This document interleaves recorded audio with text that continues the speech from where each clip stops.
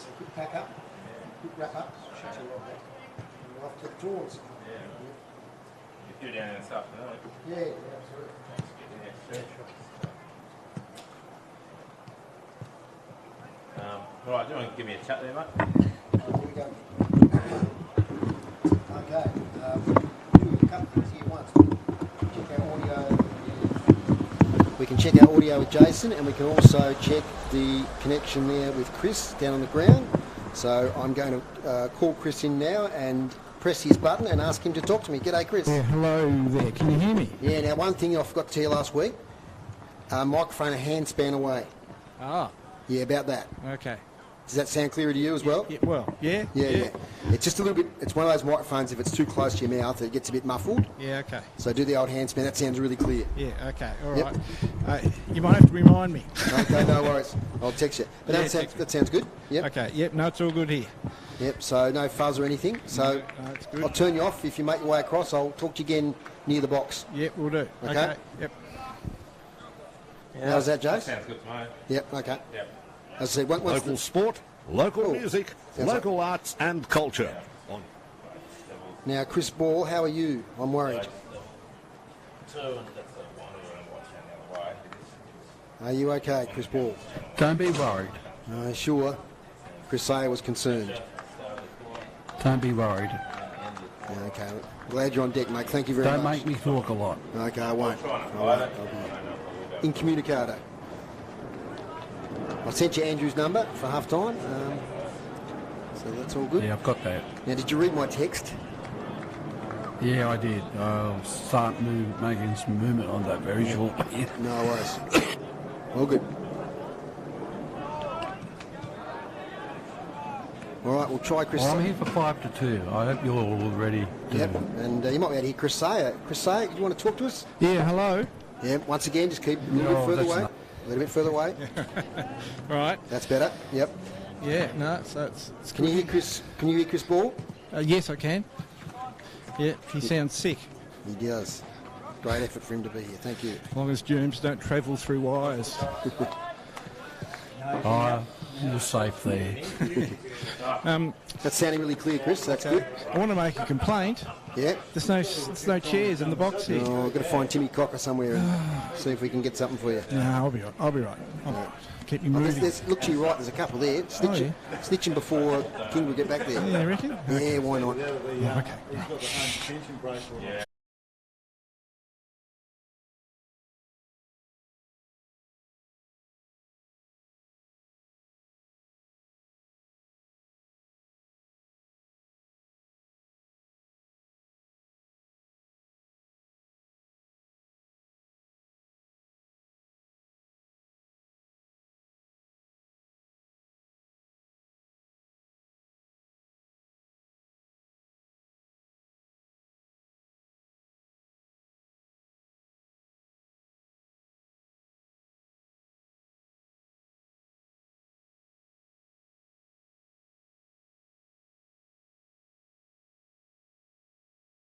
It's a time there, groups.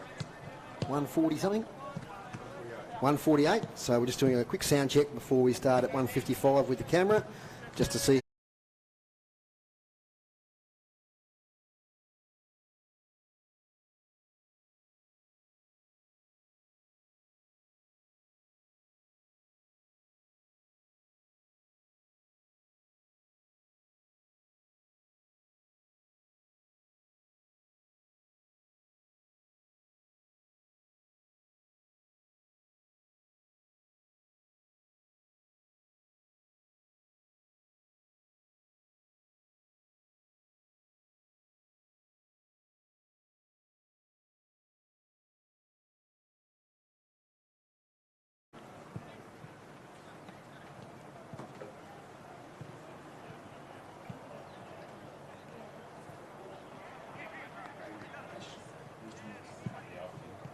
That sounds right, lady.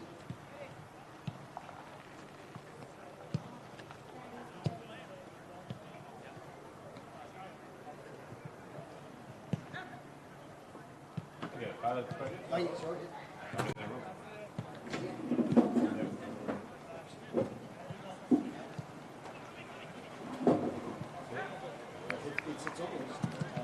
yeah?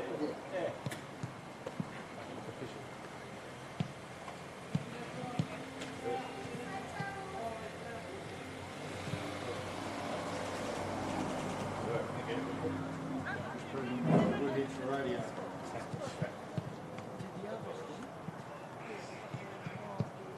That's pretty much it, mate, really.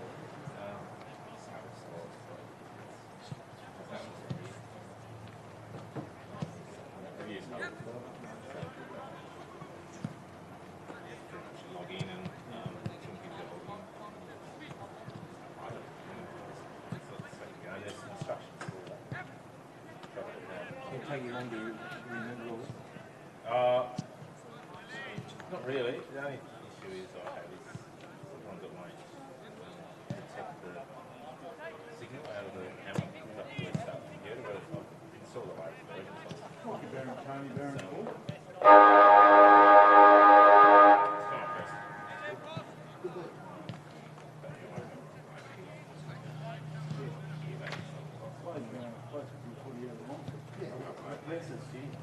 Watch on streets and stuff. On the way to Kingborough.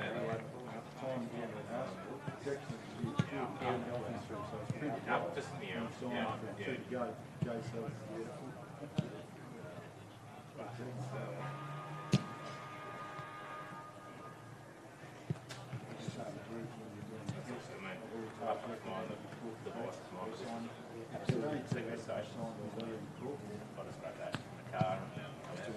Test here.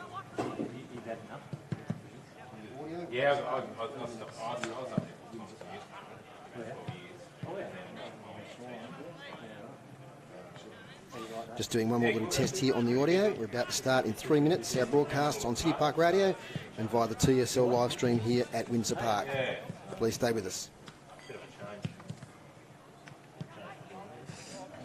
Yeah, I think that's, I mean, it looks pretty complicated, but really you just plug that in the box and just plug that through and record it.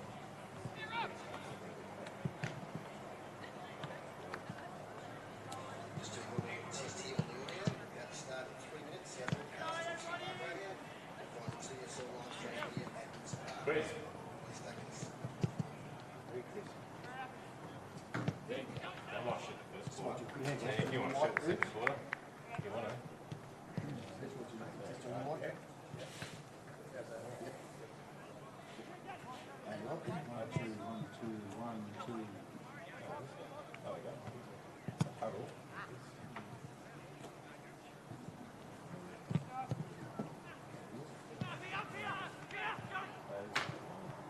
There's a generic one.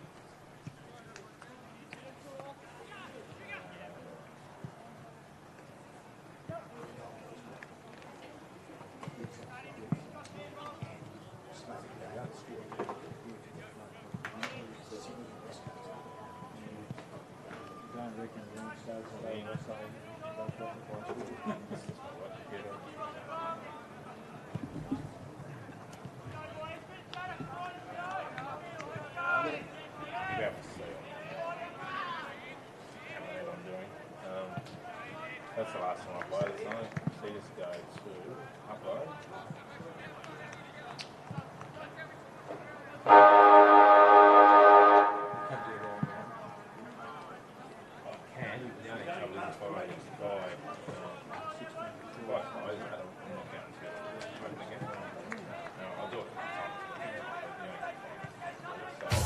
This sports broadcast is brought to you by L-Gas. For all your LPG needs, talk to the locals with knowledge. L-Gas, call 13 11 61, a sponsor of City Park Radio.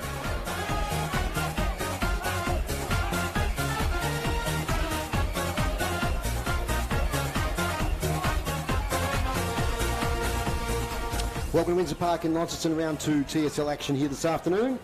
It's the reigning premiers, Kingborough, visiting Wondsor Park against Launceston, finalists from last year. And of course they want to respond from last week's defeat against North Launceston. Kingborough, of course, had a really good start to the season after an arm wrestle early. They got right on top of North Hobart and had a convincing win down at the Twin Ovals over the Demons. Welcome to our listeners on City Park Radio 103.7 and 96.5 and via the YouTube TSL channel.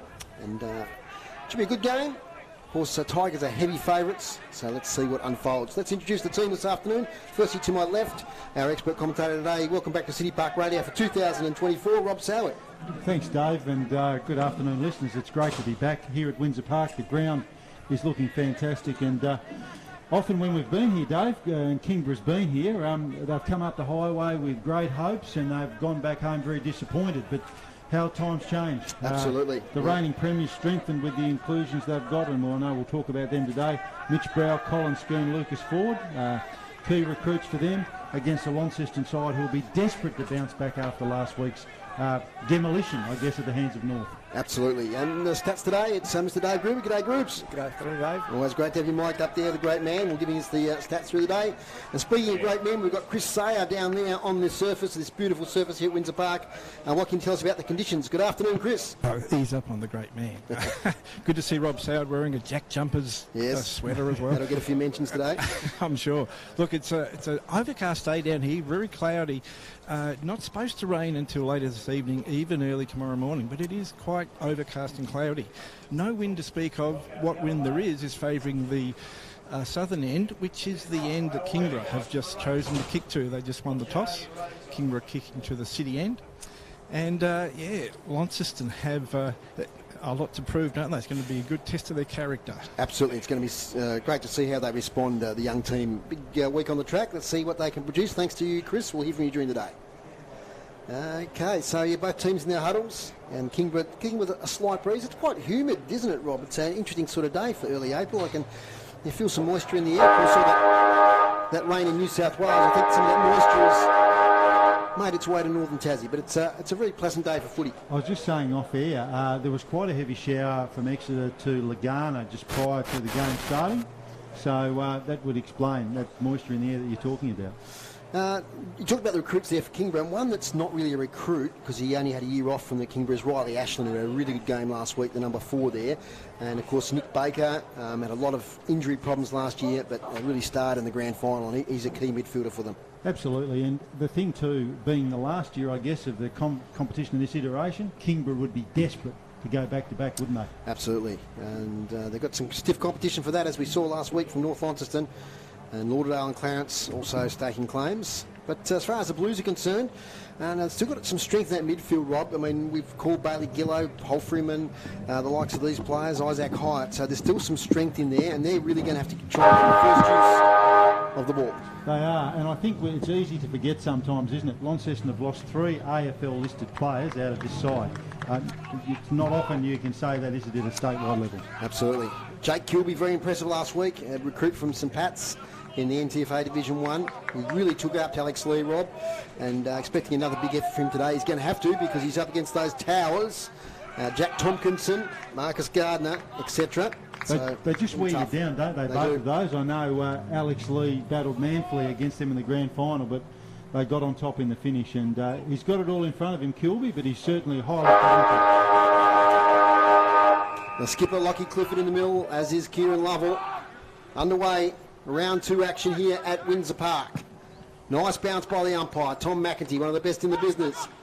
Ashland fumbles, taken by Kilby. First entry, Launceston, inside 50. Getting back and take a good mark there is Will Clifford for Kingborough. So, encouraging sides here for Launceston. We'll get to Chris Sayer at the first stoppage here. So Eddie Cole, back to Donnelly. Now to James Webb, the ex-Glenorchy player. It's a lot of their premiership team from last year playing this afternoon.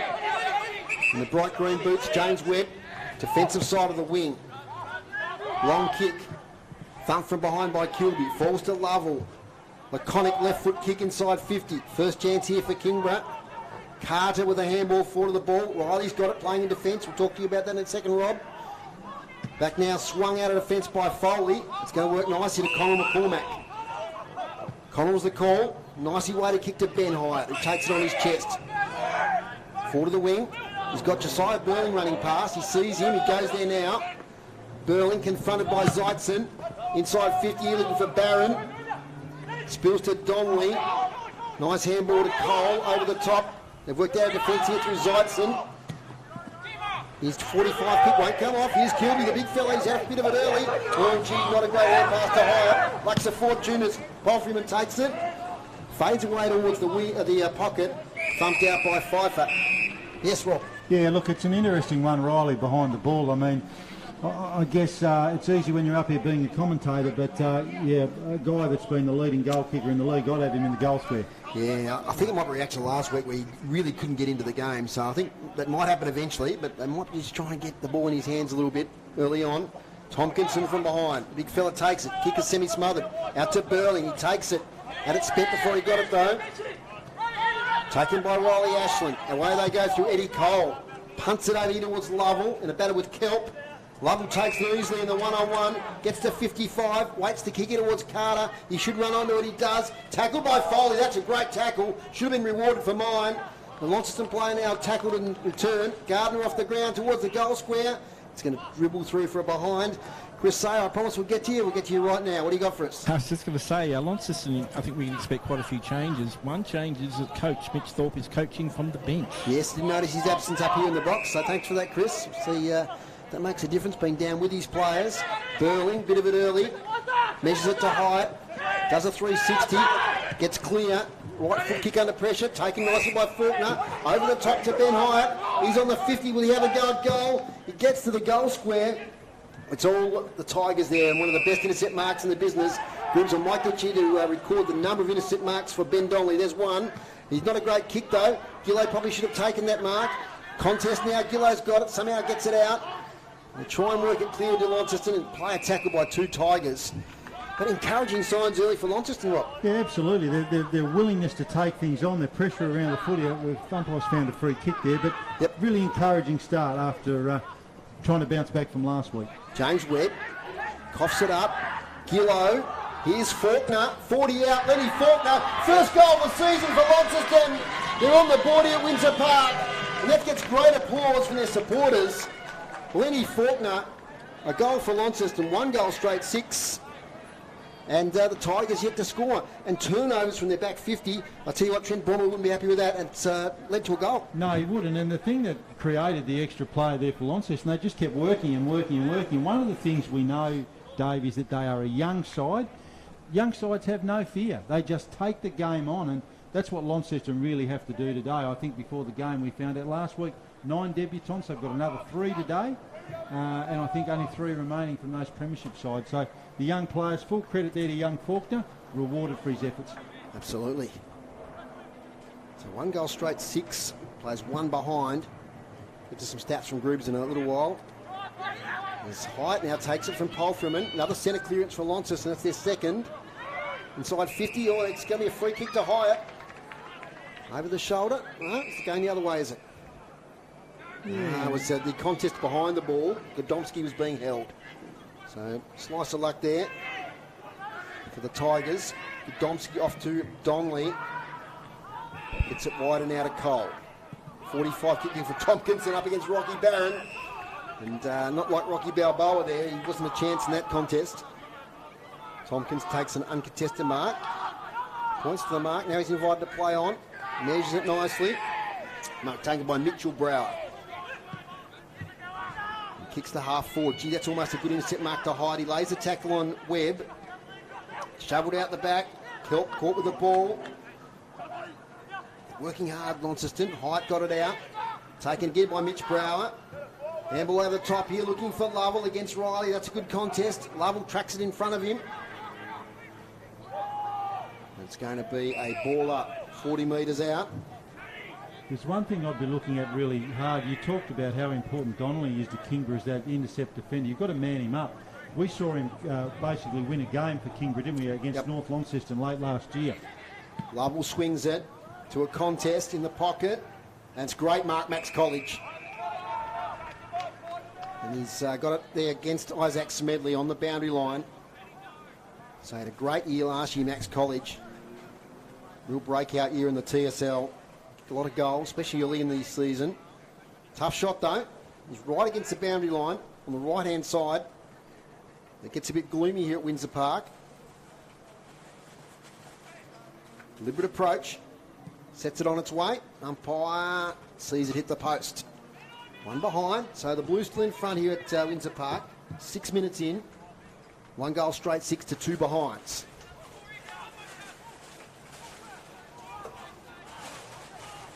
Sam Foley from fullback. Kicks it long outside defensive 50. Whoa, big fly by Kilby. Went a bit early. Over the back, well taken there by Ambrose Brereton. Gets it to Webb. Into the pocket there. First sighting there of Colin Skeen. We might talk about as the day goes on. Let's talk about him now, Rob. We did the research there on Colin Skeen from WA, from the Dampier Sharks. We did, Dave, and I think we worked out that between all of us and Colin Skeen, we've won 1 under-18 stall gift in 2021. So the boy's got some pace. He's got more toe than a Roman sandal, so we're looking forward to him cutting loose on this beautiful ground today. From the boundary throw-in, James Webb might have got one high. He did. The umpire spotted it. Come back to James Webb. He played in the Waffle Colts for Swan District, so he's obviously a highly credentialed footballer. James Webb, commentator's dream with those green boots. I'll pick him every time as he kicks towards attacking 50 over the back of Tyler Carter. Here's Skeen there with College. College snaps across the face, only as far as the Launceston defender in Foley. He chips it over the top here towards Tiernan McCormack. Takes the mark, plays on, kicks a little bit aimlessly up the wing. It might work out all right. Barron, though, fumbled it. Will Clifford with a little kick towards attacking 50. Good tackle.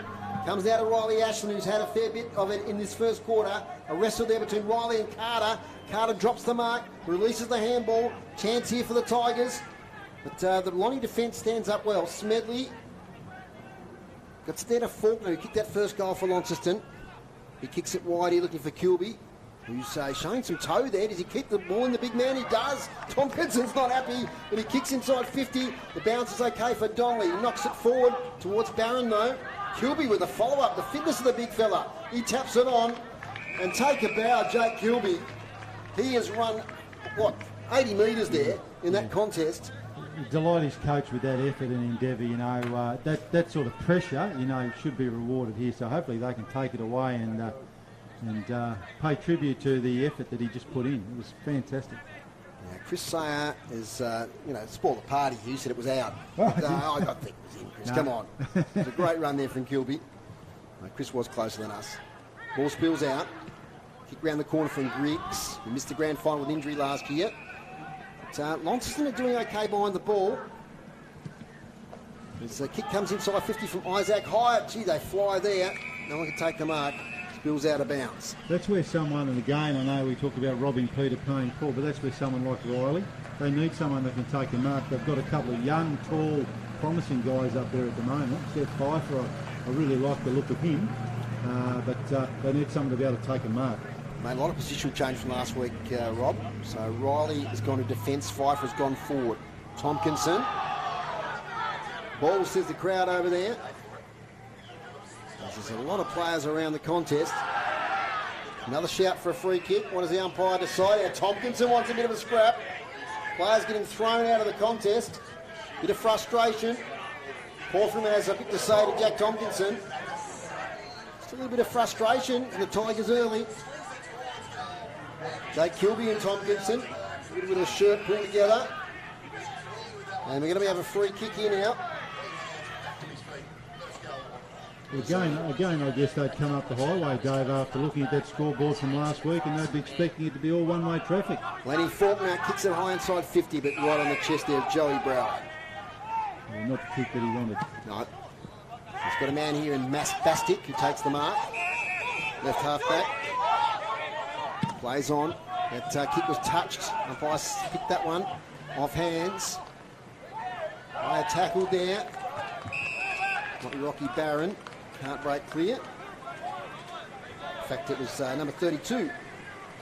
The debutant, Liam Franklin, should mention that. He's a late in for Ollie Barr. So congratulations to the young man.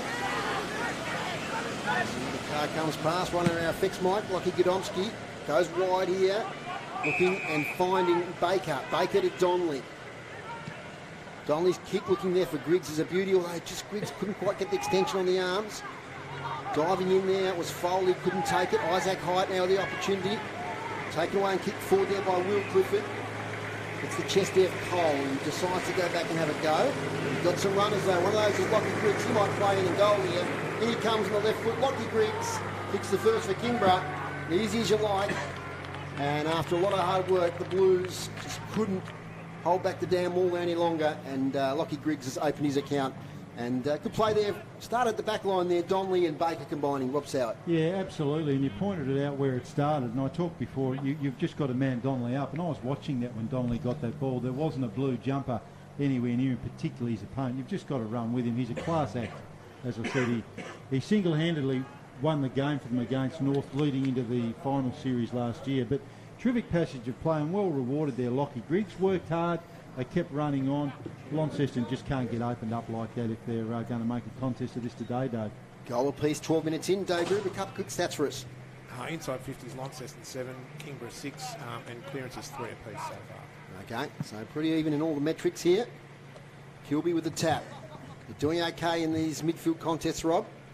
As we're going to secondary ball up, and that's where they're going to have to continue in the match up during the day. Yeah, it is. And you made the excellent point at the early part of the game, Dave. There's still some real quality, experienced players in there. Players like Paul Freeman.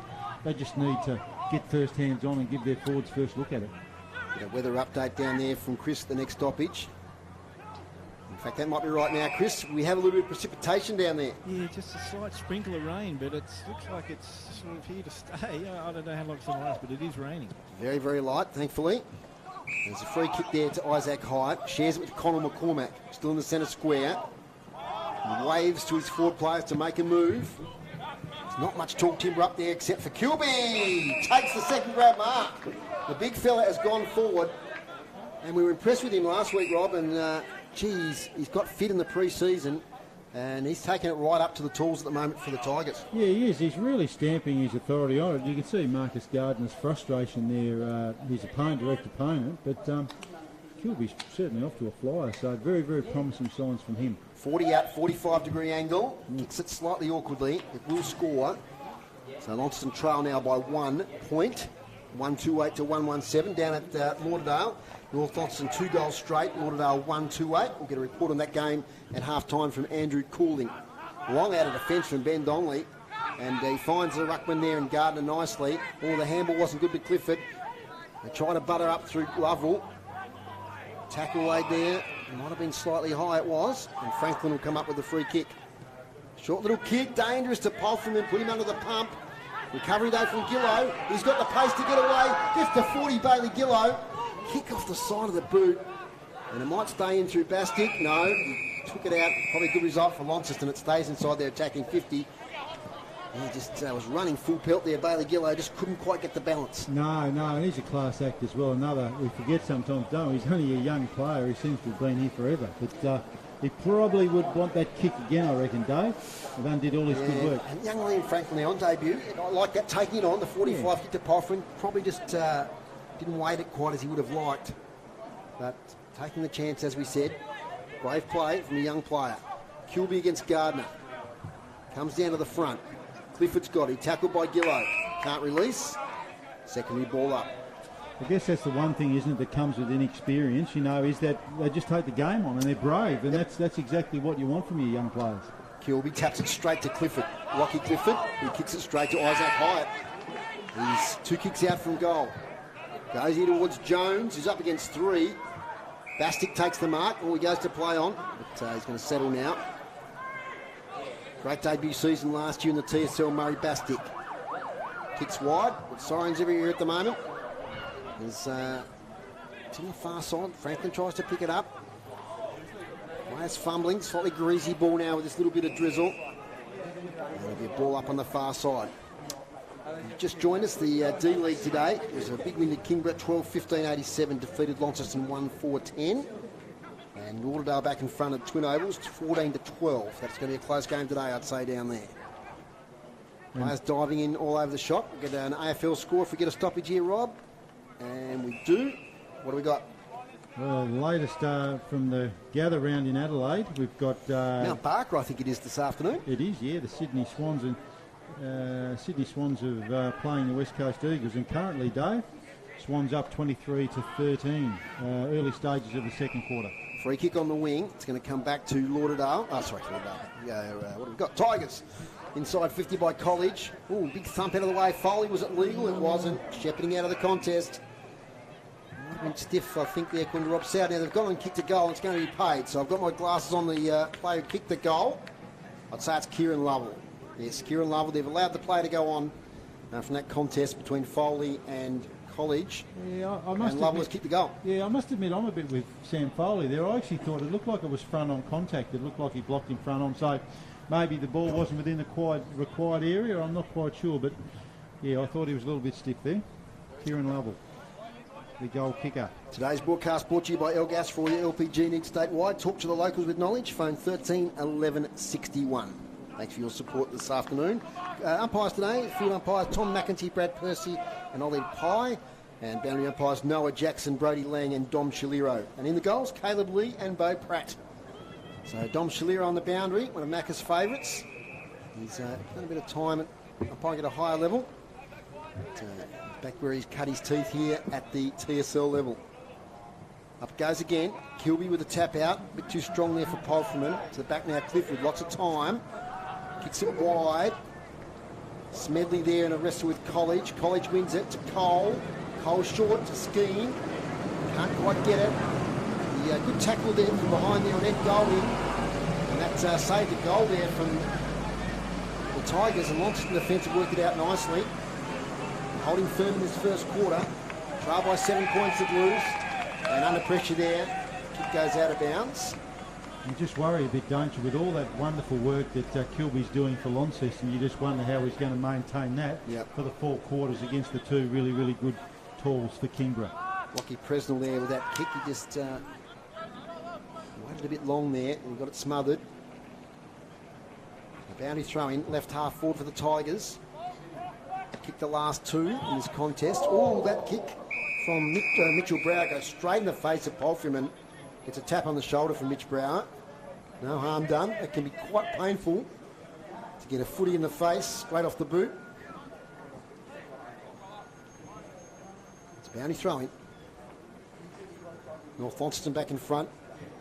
They lead by 4 points against Lauderdale. Taken by Tompkinson to Clifford. Lockie Clifford inside 50.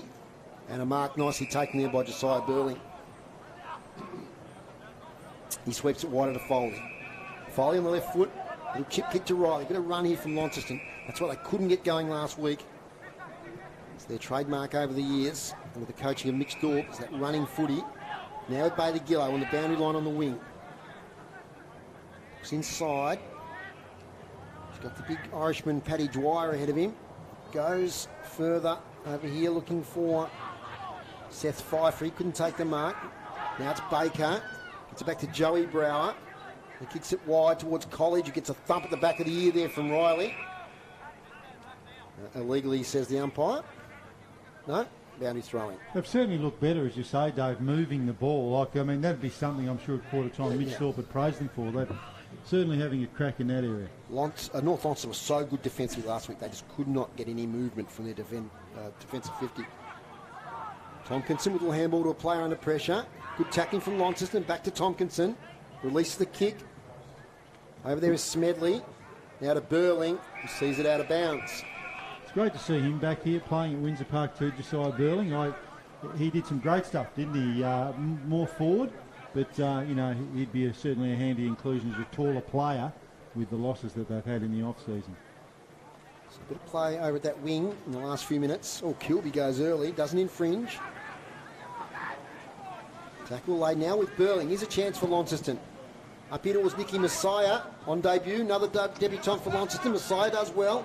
Dives on the ball. He's dived upon by Will Clifford. Did a good job in the end there to make that a 50-50. Yeah, he did. The Kingborough back six is a really, really solid unit. I know even before last year as they were working, and developing their team. Very, very good part of their game. So Nick Messiah debuting today. Number 21 for Launceston. Also Liam Franklin, number 32. Kilby with the tap.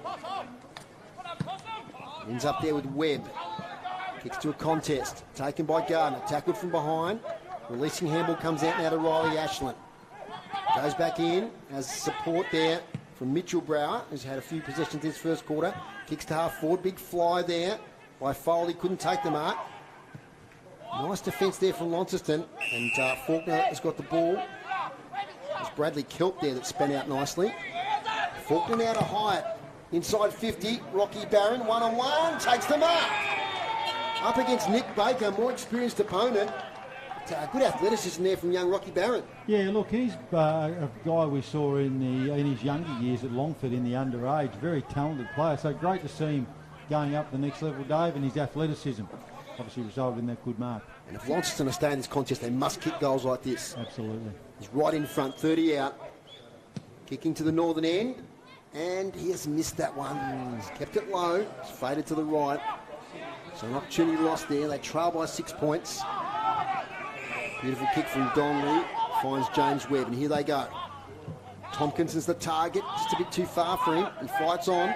The all-GUS tackle prisoner without it there. Ball floats on to Lovell. Over the top now to Joey Brower. Kick up to half forward. And I think some sprawl there from Isaac Smedley.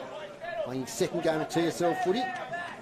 From the Prospect Hawks. You just look at Lovell, he's just, like all good players, he just looks like he's got so much time, doesn't he? He's just a class player in this very stacked Kingborough side.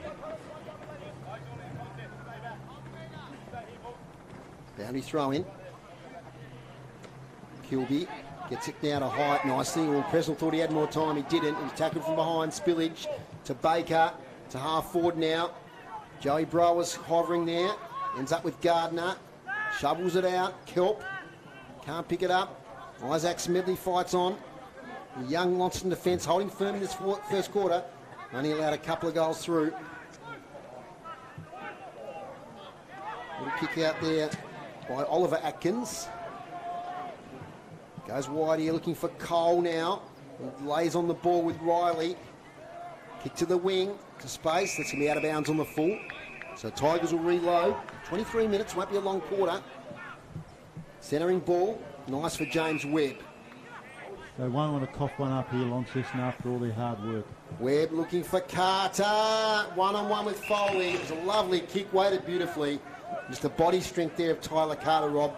Too strong for young Sam Foley. Yeah, he was, and it's not his first rodeo either, Tyler Carter. A very experienced player, and he's, again, another class act in this premiership team. But Sam Foley will be doing everything he can to... I hope he missed this one because it's so deep in the quarter. You don't want to give a goal up here. Carter, nice kick, straight through the middle. Easy as you like, casual approach, but he knew what he was doing. Didn't give it too much height there. And he kicks a goal there to the southern end of Wondsor Park. That's the third goal now for the Tigers. 3-2-20 and Launceston 1-2-8. Last week, Launceston stuck in there for about half the first quarter and just were overwhelmed. So Mitch thought be hoping that he can just continue this effort, the tackling, the pressure, and just create some more opportunities. But the Tigers are going to punish them the other way for any sort of lapses. Oh, they are, and the alarm bells would start to be ringing, I'm sure. I know we're almost at quarter time, but, you know, to give up goals late, Launceston would just want to go in with no further addition to the Kingborough score here and reset and come and have a crack in the second term. From the centre bounce towards half forward, Griggs picks it up. And we're going to whistle on play, pushing the back. And it's going to go the way here of, and it's going to be 50. I think words were said. So this will be a big opportunity for Launceston. Rocky Barron, I think, is going to be the recipient, Rob. Did you see what happened there? I did see what happened. It looked like Tompkinson wasn't happy with Barron's bump on a Kingborough player there. He thought it was a bit high and then pushed Barron off the football. And the umpires then paid the 50 metres. He's got to convert here, though. He missed one from here 5 minutes ago, didn't he? Kingborough player on the mark is right on the edge of the goal square. As Barron comes in and kicks Launceston's second goal, his first in TSL footy. He has a bit to say there to Lockie Godomski, the young man. And Godomski didn't like it, and now we've got a little bit of afters right at the top of the goal square. And Launceston have really come out to prove a bit of a point this afternoon. They're not going to be the easy beats of the TSL. And so far, they've responded pretty well. They trail by just a goal, 3-2-20 to 2-2-14. Oh, I love it. I just think, again, it's easy. When you've got so many young players, it's easy to go into your shell and get conservative. But Mitch is obviously encouraging them to come out and play, and that's exactly what they've done. And you can see the young fella there delighted with his goal and celebrating with the opposition, which is always, Yes, that's always right. good to see. That's right. Telling the opposition of his good deeds. 4-1-25 to 2-3-15. The North Launceston lead at Lauderdale. So it's a good result so far for the Northern Bombers. Tompkinson releases Griggs if he can pick it up. He does. He's confronted. Gets the kick away. Now, yes, hold the ball. So I think that was the deem there, Rob, is that he dropped the ball and then kicked it, the old drop kick. But the ball hit the ground before the ball hit the foot. It was a bit of a Kevin Bartlett release, wasn't it, from height? Connor McCormack, the recipient. Measures the kick towards Burling. Gee, he's facing the other way. Could have been dangerous there, but no harm done. We're going to get a ball up here. Slightly at the attacking side of the wing for the Blues. There's a lot to like from both sides, Dave, isn't there? I mean, I really like Launceston's endeavour here early, and I like Kingborough too. They're certainly taking the game on as well. Tompkinson takes it. Can't get a kick away. Riley Ashland can to half forward. Little tap by Gardner. Tries to find Webb. Hyatt there. Coughs it up. Now it's back to Golding. Thumps it inside 50. Pfeiffer's now gone back to defence. Picks it up. In trouble. Does he get a handball away? No, he doesn't. He's caught with it. Tough situation for Seth Pfeiffer. He picked it up and was tackled straight away by two Tigers. Yeah. And the one getting the free kick is Tyler Carter. He's wasting no time. He's crossing the paint of 50 now on that left foot. He's already kicked one. He's now kicked two. Has Tyler Carter in the first quarter from that tackle late on Seth Pfeiffer. And he's a great converter, Tyler Carter. Not fashionable kick for goal, but he's very effective. No, it's a real coach killer, that one too. I've sort of mentioned a couple of times we're in the late stages of the quarter, so to give away a free kick there, but there wasn't much Pfeiffer could do, really, was there? He was swamped by Tigers players working forward, looking for that opportunity, and Tyler Carter's added his second for the quarter. Dave Gribert, talk to us about the inside 50s in this quarter. They're even at 12 apiece so far. The only real discrepancy in the stats is clearances, where Kingborough have 12 to Launceston's 5. Yeah, fair enough, yes. They've got a really strong midfield, have the Tigers. So 2 goals of difference, but we think that Kingborough have got the aid of a little breeze. We can start to fill it up in our commentary box now. A little bit chillier. Drizzle still falling a little bit. It's not strong. Just enough to make things a little bit slippery. Out it spills towards James Webb. Must be close to quarter time, 28 minutes gone. Riley Ashland, off balance kick. Might fall here to Skeen. He's tackled from behind, or sport from behind. College with the left foot centering kick. Pfeiffer might get there first. Handball away. Tackle's good one. Gee, Launceston's tackling pressure has been really good. That was Hyatt on this occasion. Yeah, I've been stoked. The pressure around the footy Launceston's been first rate. It's just a matter of whether they can maintain that for the 4 quarters. Umpire McEntee throws it up. Gillow kicks it into legs. Goes back a second time. Bailey Gillow shovels it. Tigers player slow to get up. In the back play. Nobody can get an effective go at it here. Umpire letting it go. Thankfully, we get a whistle. At the back was Riley Ashland there. He was a bit slow to get up, but he's on his haunches a bit now. Seems okay. It's quarter time. Round 2 TSL action here at Wondsor Park between the Kingborough Tigers and Launceston, and at quarter time it's the Tigers by 2 goals, 4-2-26, leading the Blues 2-2-14. And let's have a look at the goal kickers. Rob Soward. For Kingborough, Dave, Tyler Carter leading all goal scorers on the ground with 2, and singles to Lockie Griggs and Kieran Lovell. For the Blues, Lenny Faulkner, who kicked the first goal of the game, has 1, and Rocky Barron also has 1. So that's it in the first quarter, and good stuff from both sides. Yeah, look, I think I said, Dave, earlier, there's some real positives from both sides. Launceston certainly came out, here to play, to really show what they were about after last week's defeat. Their endeavour, their pressure, their chase, I think, has been terrific. They probably, the disposals probably let them down that last kick into the forward line. They're playing with a shorter forward line today. For Kingborough, I think, as I said early on, Dave, I think they came up the highway thinking she was going to be a training run today, but, to their credit, they've sort of lifted their game a little bit too and been rewarded, obviously, with 3 of the last 4 goals of the quarter. Good quarter of footy here at Wondsor Park. Before we go for a break, groups, the stats to quarter time, team stats. Hit-outs, Launceston 11, Kingborough 15. Clearances, once again, Kingborough with 12 that quarter to Launceston's 5. Inside 50s, the late one there to Kingborough, give them a total of 13 to Launceston 12. Marks inside 50, Kingborough 3, Launceston 2. Free kicks, Launceston 5, Kingborough have 7, and intercept marks 3 for Launceston and 4 taken by Kingborough. Dave Gruber on the stats for us here at Wondsor Park. You got an AFL score, Rob? Well, hold on to your hats here, folks. West Coast up 38-37 at the 18-minute mark of the second quarter in gather round. So, okay, could be an upset. Rare territory there for the Eagles. And at Lauderdale, it's the Bombers of the northern variety. Northern Bombers 4-1-25 to the Southern Bombers Lauderdale 2-3-15. Yet to get a score from North Hobart and Glenorchy. We'll take a short break here at Wondsor Park. At quarter time, it's Kingborough 26 leading Launceston at 14. Back in a moment. Play your cards right with new LPG deals from Elgas. Whether you're moving in or you're settled in, make the switch online today. From LPG account credits, fixed pricing and carbon offset options, Elgas has got you covered. Don't lose out. Visit the website, choose your new deal and sign up today. Go online, www.elgas.com.au. Elgas, local, safe and reliable. A sponsor of City Park Radio. Enjoying the program? Got something to tell us? Seen something interesting in your area? Send us a text message. It's so easy. 0438 187686. It's the City Park Radio text line, straight to the studio here in Launceston. Listening outside of Australia? Don't forget the code 61 and drop the 0. That number again, 0438 187686. In touch with our community. City Park Radio, 96. What's amazing? This thing, right here. Radio. I mean, here I am talking and there you are listening. And while you're wondering, where's he going with this? Imagine if I was talking about your business. Think about it. You've heard every word I've said. Admit it.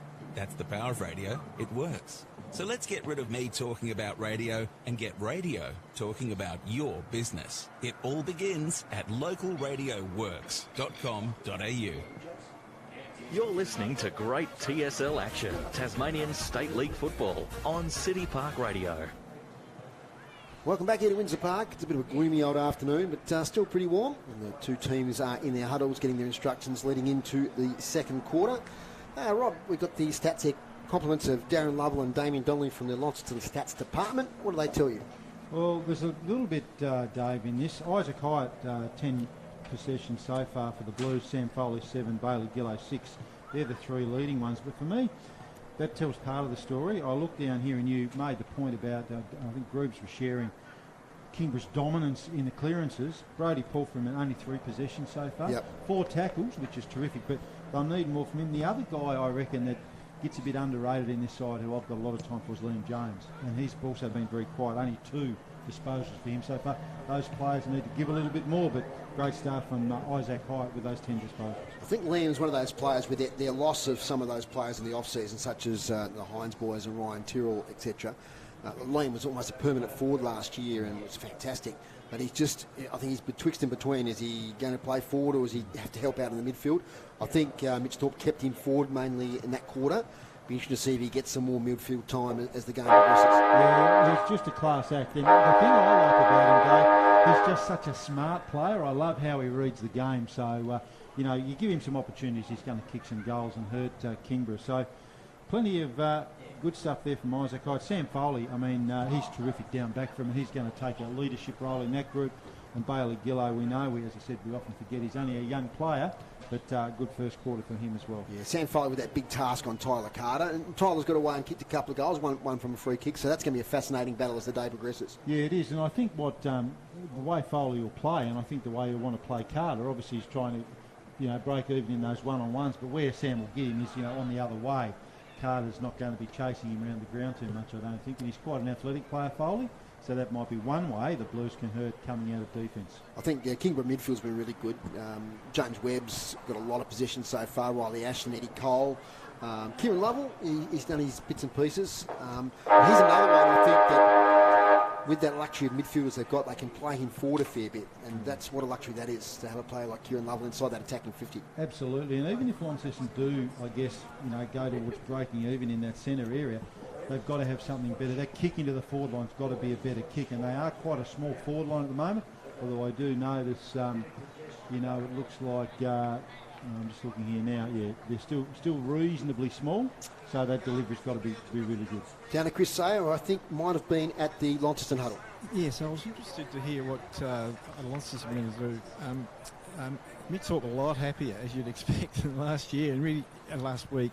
In fact, really putting it on them to come back from last week. He's disappointed in the clearances. Says -9. I don't know if Grooves agrees. Yes, he does. Yep. So he wants the clearances to get better. Tighten up on Carter, as you were just talking about. He's asked Polferman to sort of sacrifice his game for the betterment of the club there. So interesting there, but he's a lot happier man.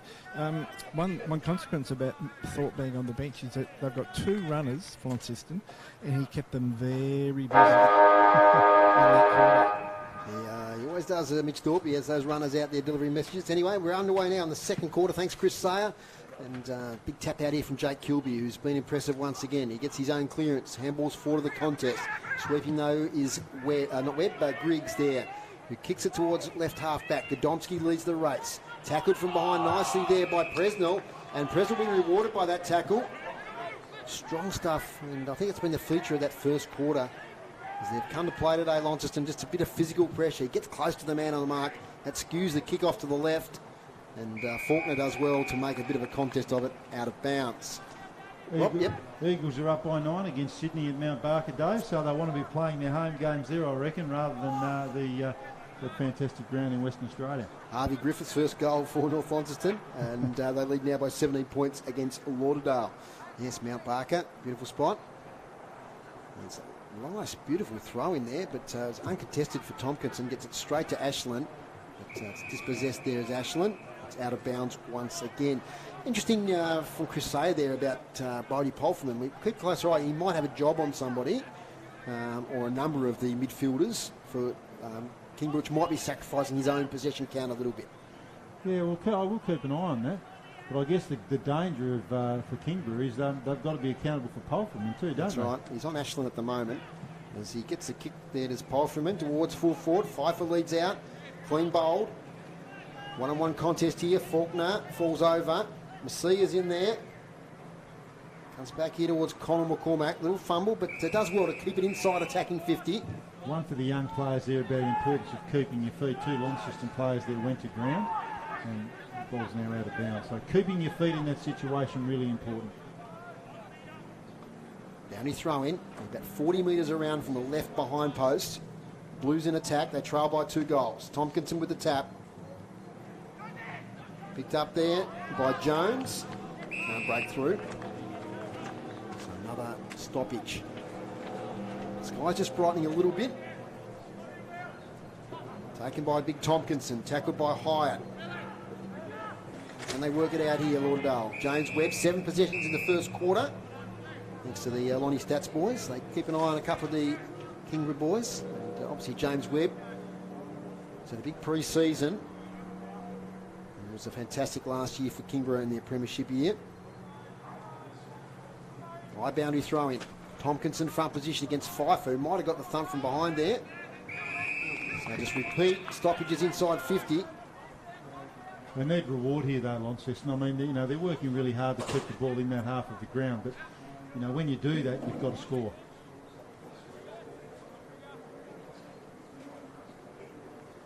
Jake Kilby up against Jack Tompkinson. They wrestle for front position. Thrown falls short. Little kick away there. Gillow. Inside 50. Jones working hard. Tries to scoop it out. They're doing well just at the moment just to keep it in there, but they just can't find any space or fashion any opportunities to get themselves a free kick. Tom McEntee with the ball. Up it goes. Tompkinson kicks it a mile in the air, fades towards the boundary line. And it goes over now. So, not the greatest couple of minutes of footy we've ever seen, Rob. No, It sometimes happens in that pocket, doesn't it? Especially on a bit of a blustery day. It does. It's pretty scratchy, but like I said, Launceston will want to try and craft something here with those smaller bodies in there. Quick takeaway and then let the ball get on the deck and let the smalls get to work. Kilby with a big fly from behind, taps it towards Polfreman. But Cole with the overhead handball gets it to Lockie Clifford. His kick will fall straight in the lap here of Dylan Riley. He's been doing pretty well across half back. Job there on James Zeitzen. Play on, says the ump. Into a contest, or Kilby was tunnelled out of it early. He's now down on his hands and knees. Gets up now. Lovell to the wing.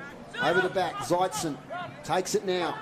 Releases to Griggs, who's tackled by Riley. Great tackling again by Launceston. Falls back to Burling. Ambitious kick. No one really there for to take possession for Launceston. Players overrun the ball. Now Eddie Cole keeps his feet. He's got plenty of time.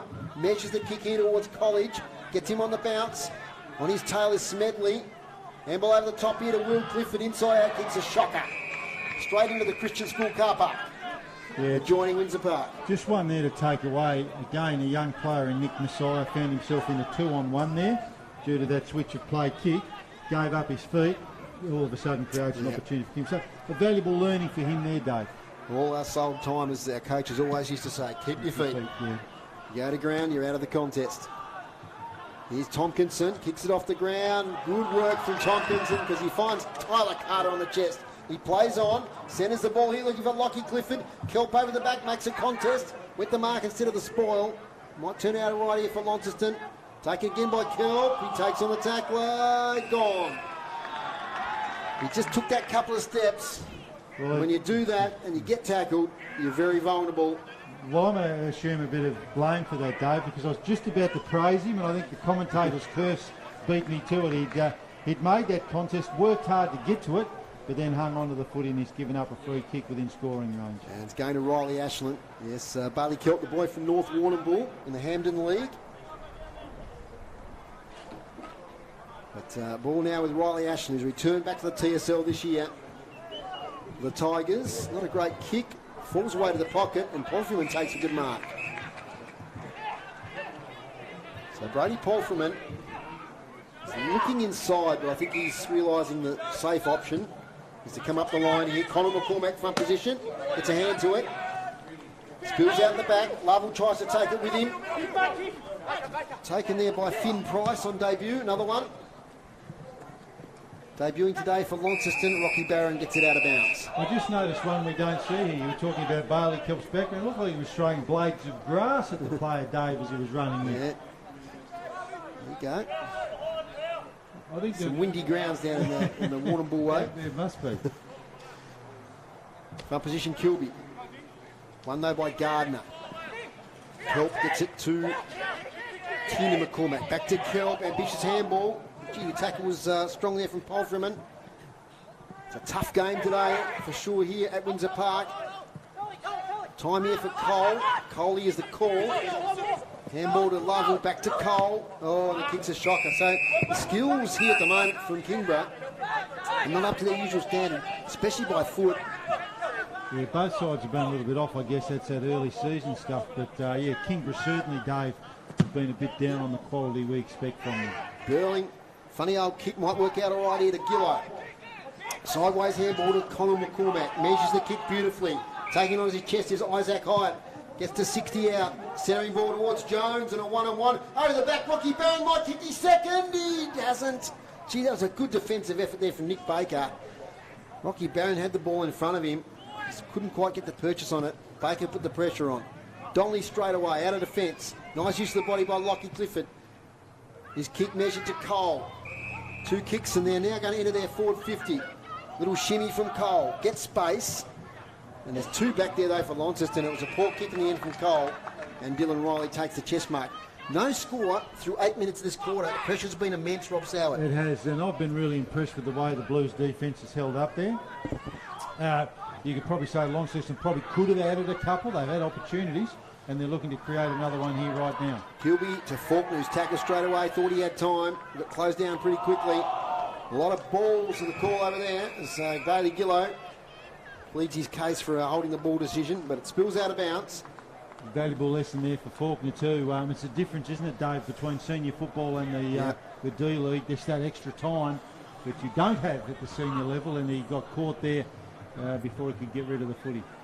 North Launceston, 6-3-39, and Lauderdale just kicked a goal there, 3-3-21. We've got a score from Rob at Mount Barker here in a moment. Chain of handballs from Lauderdale. Funny old kick, falls a lap there of Colin Skeen, the boy from Western Australia. Kicks to half forward. Carter, strong hands in front. Takes the mark. Wheels and goes to the pocket looking for College or Lovell. Lonnie defence does okay, but the spillage with Lovell. Underground tunnelling kick looking for Skeen. Foley probably tackled without it. Play on. Tompkinson left foot snap. Smothered. And through for a behind. Second score of the quarter. First for the Tigers. Behind a piece in this quarter. 4-3-27 plays 2-3-15. Half time at Mount Barker, West Coast Eagles up against Sydney by 5 points, 48-43. Right, so tight one there. Josiah Burling goes short here, looking for Finn Price. He gets out of it. It's funny old handball to Rocky Barron, but in the end the umpire says, no, you had it too long there, Finn Price. Free kick. College, lovely, where's your kick to the pocket to Zeitzen. He's not even thinking about a shot at the moment, but now he settles back. Boy from Signet Footy Club, James Zeitzen. Right under the light pole here, right forward flank. Man on the mark, 40 out on the boundary. James Zeitzen, right behind this.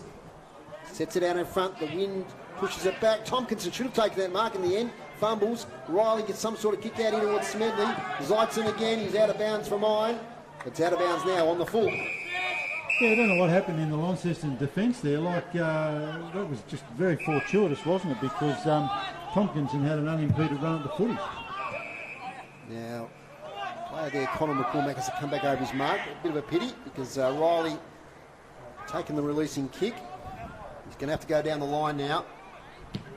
He's got Seth Pfeiffer there as a target. Nick Baker's there as well. Isaac Hyde in front. Falls now. James Webb kicks it out of bounds on the full. Shake of the head there from the former Glenorchy player. Yeah, nice body pressure there from Oliver Atkins on him, making him earn that kick. They've been good, the Blues, haven't they, with withstanding that pressure. Well, by this stage last week, they could probably conceded a dozen goals to North Launceston, but just the 4 today. Kicked 2 themselves, so they're well and truly in this contest. Long kick out there from Isaac Hyatt. Over the back, taken there by Ambrose Brereton, who's had a quiet day so far. Good spoil there from Smedley on Cole.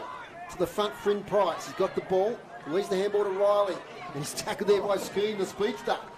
And Bastic has spoiled from behind as well there to half forward for Launceston. Falls out to Nick Baker. Handball over the top. Good tackle from behind there by Gillow on Lucas Ford. Kick to the wing.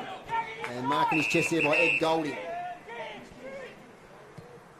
Short to Lovell. On centre wing. 45 kick here looking for Webb, but gee, that's a good strong mark there from Isaac Hyatt. He's having some sort of game, Rob. 10 possessions in the first quarter. Gets it to Liam Jones, who thinks about the handball. Now he goes off him by himself. A one-on-one, a bit of a mismatch here. Up forward, Ben Hyatt's there, but Ben Donnelly is too big and strong. Gets it to Cole. Overlap here with Riley Ashland. Takes the bounce, considers his next option. Puts himself under a bit of pressure. Zeitzen and Smedley. Zeitzen takes the mark in front. Chips it to half forward to Tompkinson. Drops the mark. Gets the rebound. Gets tackled. Waits a long time. Ball is the call. Liam Jones releases to Sam Foley. And they're out here, Launceston. With a lovely clearing kick to Presnell. In turn now to Palfreyman. Defence standing firm here for the Blues. Brody Polfreeman. Long up to half forward. There's Donnelly once again. Too strong in front. He kicks it straight to Isaac Smedley, who marks unopposed. He's having a pretty good game, the youngster. Second senior game in the Tassie Devils squad. Off he goes. Picks it up here looking for Kilby with Gardner. And they'll see it out of bounds. So still no goal this quarter, Rob Soward. They've been playing 15 and a half minutes. No, they've just got to be a little bit smarter, because both sides there, you just saw in that passage of play, Dave, spare kicking to the spare. So Yep. I think they've just got to be a bit more deliberate. I mean, where Launceston have got the challenge is that kick inside 50 without that marquee target that, say, Jake Hines would have been. Yep. Dave Gruber inside 50s. Yeah, 6 to Kingborough, 4 to Launceston. So pretty even this quarter, and while we got you there, clearances. Launceston doing a bit better this quarter, so it's 4 apiece at this point. Okay. I made that point just before the off-air, Dave. There's not too often, is there, at a statewide level you lose 3 AFL players, as Launceston have done Yes. with Schoenmaker, McKercher and Leake. Yep. So, it's a huge hole out of your side. Absolutely. And all doing well at the VFL AFL level too, particularly McKercher. He's been outstanding. Big long kick there from Kilby, thumped out of bounds. So Launceston have it inside their attacking 50, about 40 out, right hand side. Not a big crowd here today, but fairly vocal. I want Launceston to score the next goal, Dave, because I think if they do that, that keeps this game a game. You just sort of get that feeling that they've got to do something. They've got an opportunity here. They've got a whistle on play. And it's Nicky Messiah. He might be getting the free kick, the young man. There's a bit of a discussion here. Now, what's the umpire, McEntee, discussing what's going to happen here. No, it's going Kingborough's way, so I'm not sure at all what happened there. Anyway, Marcus Gardner's got it. Kicks to the wing. Tompkinson shoves Kilby out of the way, but over the back. Gee, that's a nice mark there taken by Tina McCormack. Fresh out of the Devils squad last year. He played a lot in defence. Kicks long inside 50, but that's an equally good mark by Ben Donnelly, who hasn't put a foot wrong down there today, Rob. No, and again, you've got to put pressure on Donnelly. I mean, he's just going to mark that all day, isn't he? 3 intercept marks now to Ben Donnelly. Back there. Nick Baker's handball's semi-smothered, but they'll get out of it okay. Comes to James Webb. Defensive side of the centre square. The Breeze takes that one a fair bit towards the boundary line. Crosses it now. So at the tip, as they call it down at Lauderdale, it's North Launceston 7-4-46, Lauderdale 4-3-27. So a 19-point lead there, the 20-minute mark. It's a little bit too here, Dave, how the pendulum swung. We remember, don't we, where Launceston had those big, tall defenders? Well, now you can see Kingborough are much bigger than their opponents. Rocky Barron, half-distance kick. Falls into the lap now of Skeen. I want to see him go for a run, Skeen. Yes. There he goes. Colin Skeen kicks to the pocket towards Carter. Front position, Riley. There's Foley. Over the top, Gillow will be under pressure. Has to release. He does straight away to Riley. They worked it out pretty well in the end. Riley's kick close to the boundary line. Thumped away by Jones from the contest. Gets the recovery. Liam Jones has got the pace to Pfeiffer. Back to Liam Jones. Can he pick it up? He's under pressure from behind there from Brereton. And Brereton does pretty well. In fact, it was Lucas Ford, beg your pardon, who sees that ball out of bounds. Lucas Ford always come up from Signet. In fact, a free kick it is. Insufficient intent was the signal, and that was great pressure there from Jones, doing exactly, Dave, what we talked about at quarter time he had to do. So, if ever they needed a team lifting goal, it's right here, right now, from Liam Jones. Our radio listeners, he's 35 out, right on the boundary line. The breeze is a bit of a northeasterly, so he has to set it out in front of the sticks. Here's the kick, and just fades a little to the right. So one behind, margin back now to 11 points. 2-4-16 to 4-3-27.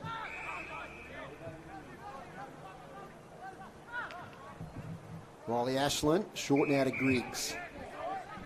Mentioned earlier, in a bad injury at the back end of the season. Nearly got up for the grand final, but fortunately for the veteran, didn't quite get there. Would love to get back there again this year. Tompkinson twirls the ball, invited now to pay on. Kicks it high to the wing. Big thump from behind from Riley, who's been terrific across half-back, Rob. Yeah.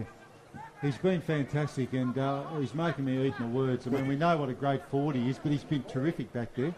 What do we know about football? That's why we're up here commentating. I think they were just so fragile back there last week, and let a lot of easy goals through there. So they got some experience there. It's been valuable. Paul Freeman to half forward. Tompkinson, big fella, takes a chest mark. They can launch here, or they kicks it straight in here towards Presnell. He might have been held without it. Now he's trying to get it out. He shovels it out. Tompkinson goes back in with determination and vigour. Out it comes. Bastic brushes aside an opponent and gets a beautiful kick here to College. Here they own the rebound, the Tigers. Kick to the advantage here of Lovell. Tracks it in front of him, he's got it. Swings on goal, Kieran Lovell. It's all about the bounce. Off to the right. One behind. Margin back out to 2 goals. Still no goals in this second quarter. 19 and a half minutes gone. It's a great day for footy. I mean, as you said, Dave, a little bit sticky, but the ground's in terrific condition. So no goals at this stage of the second quarter is amazing. Isaac Hyatt. That's a ball at half-back. Little chip kick. Weighted nicely there to Gillow. Gillow gets the call from Riley. Steams past. Kicks long up the wing. Kilby nearly takes the mark. Over the back, Jones again. Goes off the ground. Might have been a smart call. He was under pressure. Bastic can't pick it up. Ben Hyatt's there. Ben Hyatt laying on top of the ball. He shovels it out to Bastic. Little handball over the top here to Griggs. And they work it out to the Tigers. To James Zeitzen. 45 kicks okay. Well, that kick's not okay at all. It's a ground grubber. Might work it out right to Skeen. His handball smothered. Important contest in the centre. Lenny Faulkner, can he pick it up? He can. He's tackled straight away by Brereton. And he's penalised. Maybe a bit stiff. He's the one that was making the running. But a good tackle by Brereton. He's turned it over. He's gone the other way. Maybe the slim tackle, Rob, I'm thinking. Yeah, I think so. Yep. Not sure whether another umpire might have intervened there. So I thought it was going to be holding the ball initially. So Faulkner, the kick there looking for Gillow. Over the back to Ben Hyatt. Kicks inside 50. They've got some tall timber there in Kilby. 1 grab, 2 grab, can't take it. Jones on the follow-up. He's tackled from behind. Rocky Barron dives in. But good work from the Tigers defences. Lockie Griggs kicks to half-back, holds up in the breeze. Brereton's there.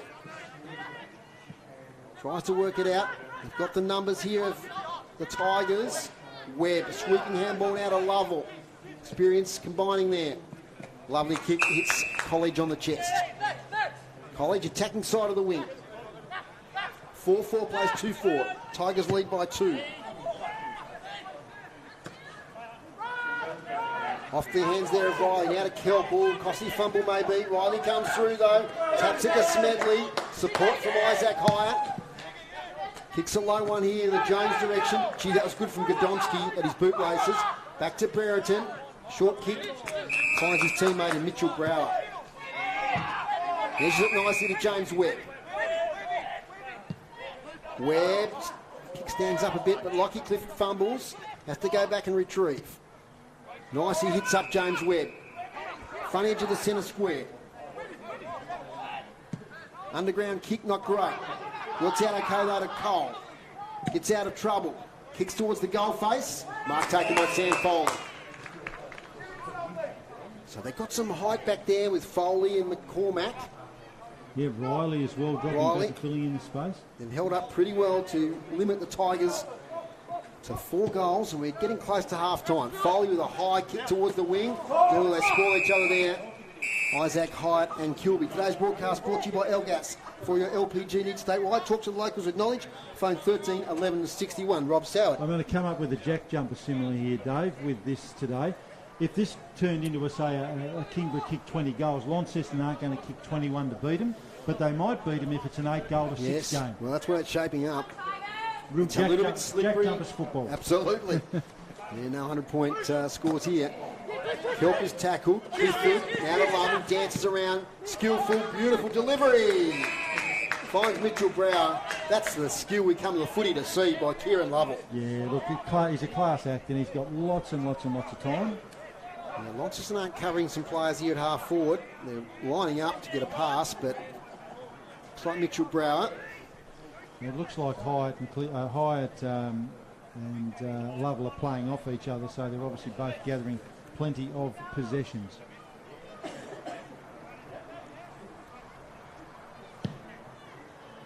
That's a nice kick from Mitchell Brower, right to the line, it covers him and goes through for a goal. He backed himself nicely there from about 50 out to Mitchell Brower, and he's kicked the goal at Kingborough, break that deadlock, and they're 5-4-34 to 2-4-16. Been playing 24 minutes into this third quarter. It's a little bit hard too sometimes here where we're looking from, but I'm just wondering why there weren't more tolls jumping at that on the line. Maybe that ball had a little bit more carry on it than I thought, but it sort of just looked a bit too easy, didn't it, crossing the line? Yeah, I thought he was going to struggle to make the distance there, but yeah, he knew what he was doing. Mitchell Brower, who's come back to the club this year. He's been playing over in Melbourne. He went there to study and for work opportunities. Played for Blackburn and the VAFA, and also Don Vale in the Essendon League as well. Matthew McGee is giving me a score here from the match of the day in the NTFA, and Rachel Lee 43 lead the Dogs 40. A goal there to Josh Ponting. So cracker of a game, that. Yep. Pretty good contest here as well. Kingborough now, the lead's getting out a little bit. Can Launceston answer that goal from Kingborough as Faulkner held the ball a bit long, he's pushed off the kick. A great tackle from behind there from Ed Golding. The second time that's happened to young Faulkner today. Like, he's an exciting looking young player and will no doubt learn a lot, but just a little bit quicker at this level, Dave, isn't it? Just Chris Sayer there. Just see you leaning back having a good time there. Just the weather report from down on the boundary there. Put you on the hop. Don't think he's listening to me. I reckon he's looking at who's in for the Saints tomorrow against the Tigers. He's having a chat, so we'll get him in the next stoppage. There's ball now with Webb. Oh, that's a sling tackle high, whatever you like, from Jake Kilby. So it'll be a free kick to Jake Webb, who gets up a little bit gingerly. Chris, if you're listening, tell us about the drizzle down there. Is it getting a little bit heavier? Yes, it is. It's pretty persistent. It's almost getting heavier, so it's certainly creating a slippery ball and a slippery surface. Kick inside 50, mark to James Zeidson. He just had the good body work there on Dylan Riley. And chance here for a second goal in a row from James Zeidson. And the Tigers D-League boys, Rob, I think have short some shelter over there near the can bar. They formed a little cheer squad. So you'll see them in the background on the stream as James Zeidson approaches the man on the mark. This would be a handy break leading into half-time. They lead by 18. Zeidson for goal. Has missed. To the left, spearing kick. It's a little bit of a chat there from Dylan Riley. Yeah, they really couldn't afford to give one up there in what's been a pretty even second term. Big comeback from Lauderdale. They only now trail by 3 points. 46 North Launceston, Lauderdale 43. They're lining up for another one, so tight game there. Sam Foley kicks it long outside defence. Off the fingertips there of Jake Kilby. He might have got a bit of a shove in that mark contest, he did. So the big fella will take the free kick. Half-time score now is official at Rachel Lee, 6-7-43. Rachel Lee to the Bulldogs, South Launceston 6-4-40. Long kick down the wing. Pfeiffer with the spoil. Ball spills out the back to Don Lee. Takes on a tackle there. He might be penalised. He is. And Seth Pfeiffer. So we're at the 27-minute mark. Only the one goal kick this quarter. Chance for a late goal here for the Blues. The Pfeiffer kick fades. And I think it might have just pitched inside the line, Rob, for a boundary throw-in. Looks like it's a Jonathan Thurston special. Found touch. But they certainly want to manufacture something here and go in with a little bit of, wind in their sails, don't they, Dave? Yeah, they sure do. They've got an opportunity. You can see the windscreen wipers now coming on in the cars in the background, indicating that drizzle just sort of settling here. Out to Bastic, his kick might work out to the advantage of the Tigers. Here they come. They need to stick that tackle. Ed Golding, the right foot kick up the wing. Oh, gee, the speedy scheme. Here we go. You've been asking for it. Here he goes. Oh, the bounce. He's still going to get it back. Oh. He had a bit of a look around. He's got it again. And he kicks it out of bounds on the foot. Or does he get it downfield? Yeah, it looks like it. So a bit late there from Isaac Smedley. So Skeen has just dealt with a little bit harshly after he got rid of the ball there. Great pace. Yeah, look, it's a pity the turf wasn't just that little bit spongy, because I'm sure he would have had 2 or 3 bounces then. It's not like bouncing it in Western Australia where he's played a bit of his football. And now it's from the goal square, Marcus Gardner. There must have been a 50 there, I think. There's might have been a bit of arguing or argy-bargy. And now we've got a little bit of afters at half-time. A melee has formed. 30 metres out from the goal the Tigers were kicking to. They've kicked a goal there in all that. And they've gone out to a 25-point lead, 6-5-41. The Tigers, 2-4-16, the Blues. Yeah, that's just costly at the end of that quarter. But going back to that run from Skeen, really great to see him turn on the afterburners. But it was interesting, Dave, when he went to put the ball on the turf, it didn't come straight back and it just skidded across the surface. Up Mackay, I'm sure. What's the team called? The Dampier. Yeah. Yes, the Dampier Sharks. I reckon up in that far northwest of Western Australia it would have come back nicely. But no, good effort there. And yeah, we didn't quite see, I don't know if you saw, Rob, there must have been, we were so captivated by the run of Skeen that we didn't see the aftermath there, but ended up with a kick from the goal square, I think, to Marcus Gardner. Yeah, and I put the goal through. I'm not quite sure, whether it was not returning the football. There was a bit of stuff going on, but yeah, look, disappointing end of the quarter for Launceston. I'll go through the goal scorers. Please do. Yeah, Tyler Carter still the leading scorer on the ground with 2 singles to Gardner, Griggs, Zeitson and Lovell. Launceston not adding to their quarter-time tally, where Faulkner and Barron were their goal scorers. But it was so tight for that first 22 minutes, wasn't it? Then those 2 late goals from Kingborough has opened up a pretty reasonable lead for them at half-time. Around the ground, so we saw a bit of we'll get a report from Andrew Cooling in a few minutes. North Launceston 7-4-46 to Lauderdale 6-7-43, so a 3-point margin there.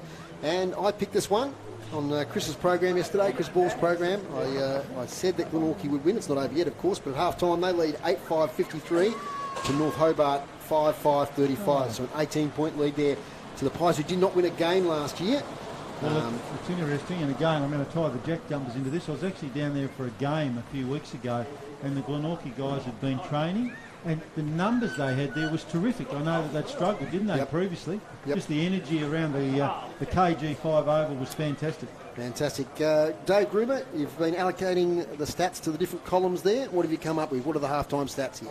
Kingborough are still in front with the hit-outs with 24 to Launceston 17 to half-time. Clearances to half-time, Kingborough 18 and 12 to Launceston, but Launceston did win that quarter 7-6, so they've improved on their first quarter efforts with the clearances. Inside 50s, Kingborough just ahead there, 25 to 23. Marks inside 50. Kingborough took 4 that quarter to get them up to 7, and just the 2 for Launceston so far at half-time. Free kicks even at 13 each, and intercept marks, Launceston have taken 10 to Kingborough's 8. And I asked you to keep an eye on Ben Donnelly there, Groups. He has 3 of those. 3 of those intercept marks. Just before you look at the Launceston stats there, just looking at those inside 50 entries, 25 to 23.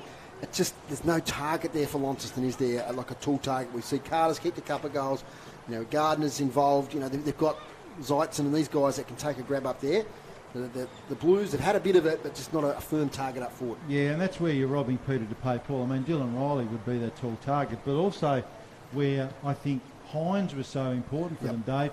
He's only like a 6'1" forward, wasn't he? He's not your 6'4" guy that can take a grab. So that's where they've broken down. They've certainly had the opportunities.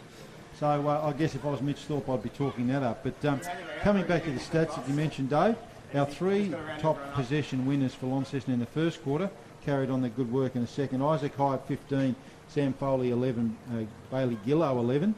And also, as we mentioned at quarter time, we wanted a bit more from Paul Freeman and Jones, and they both have upped their rating a bit there as well. So Thorpe talked about Paul Freeman doing a job. It looked to me when I was looking around, he was doing a bit of work on Lockie Clifford.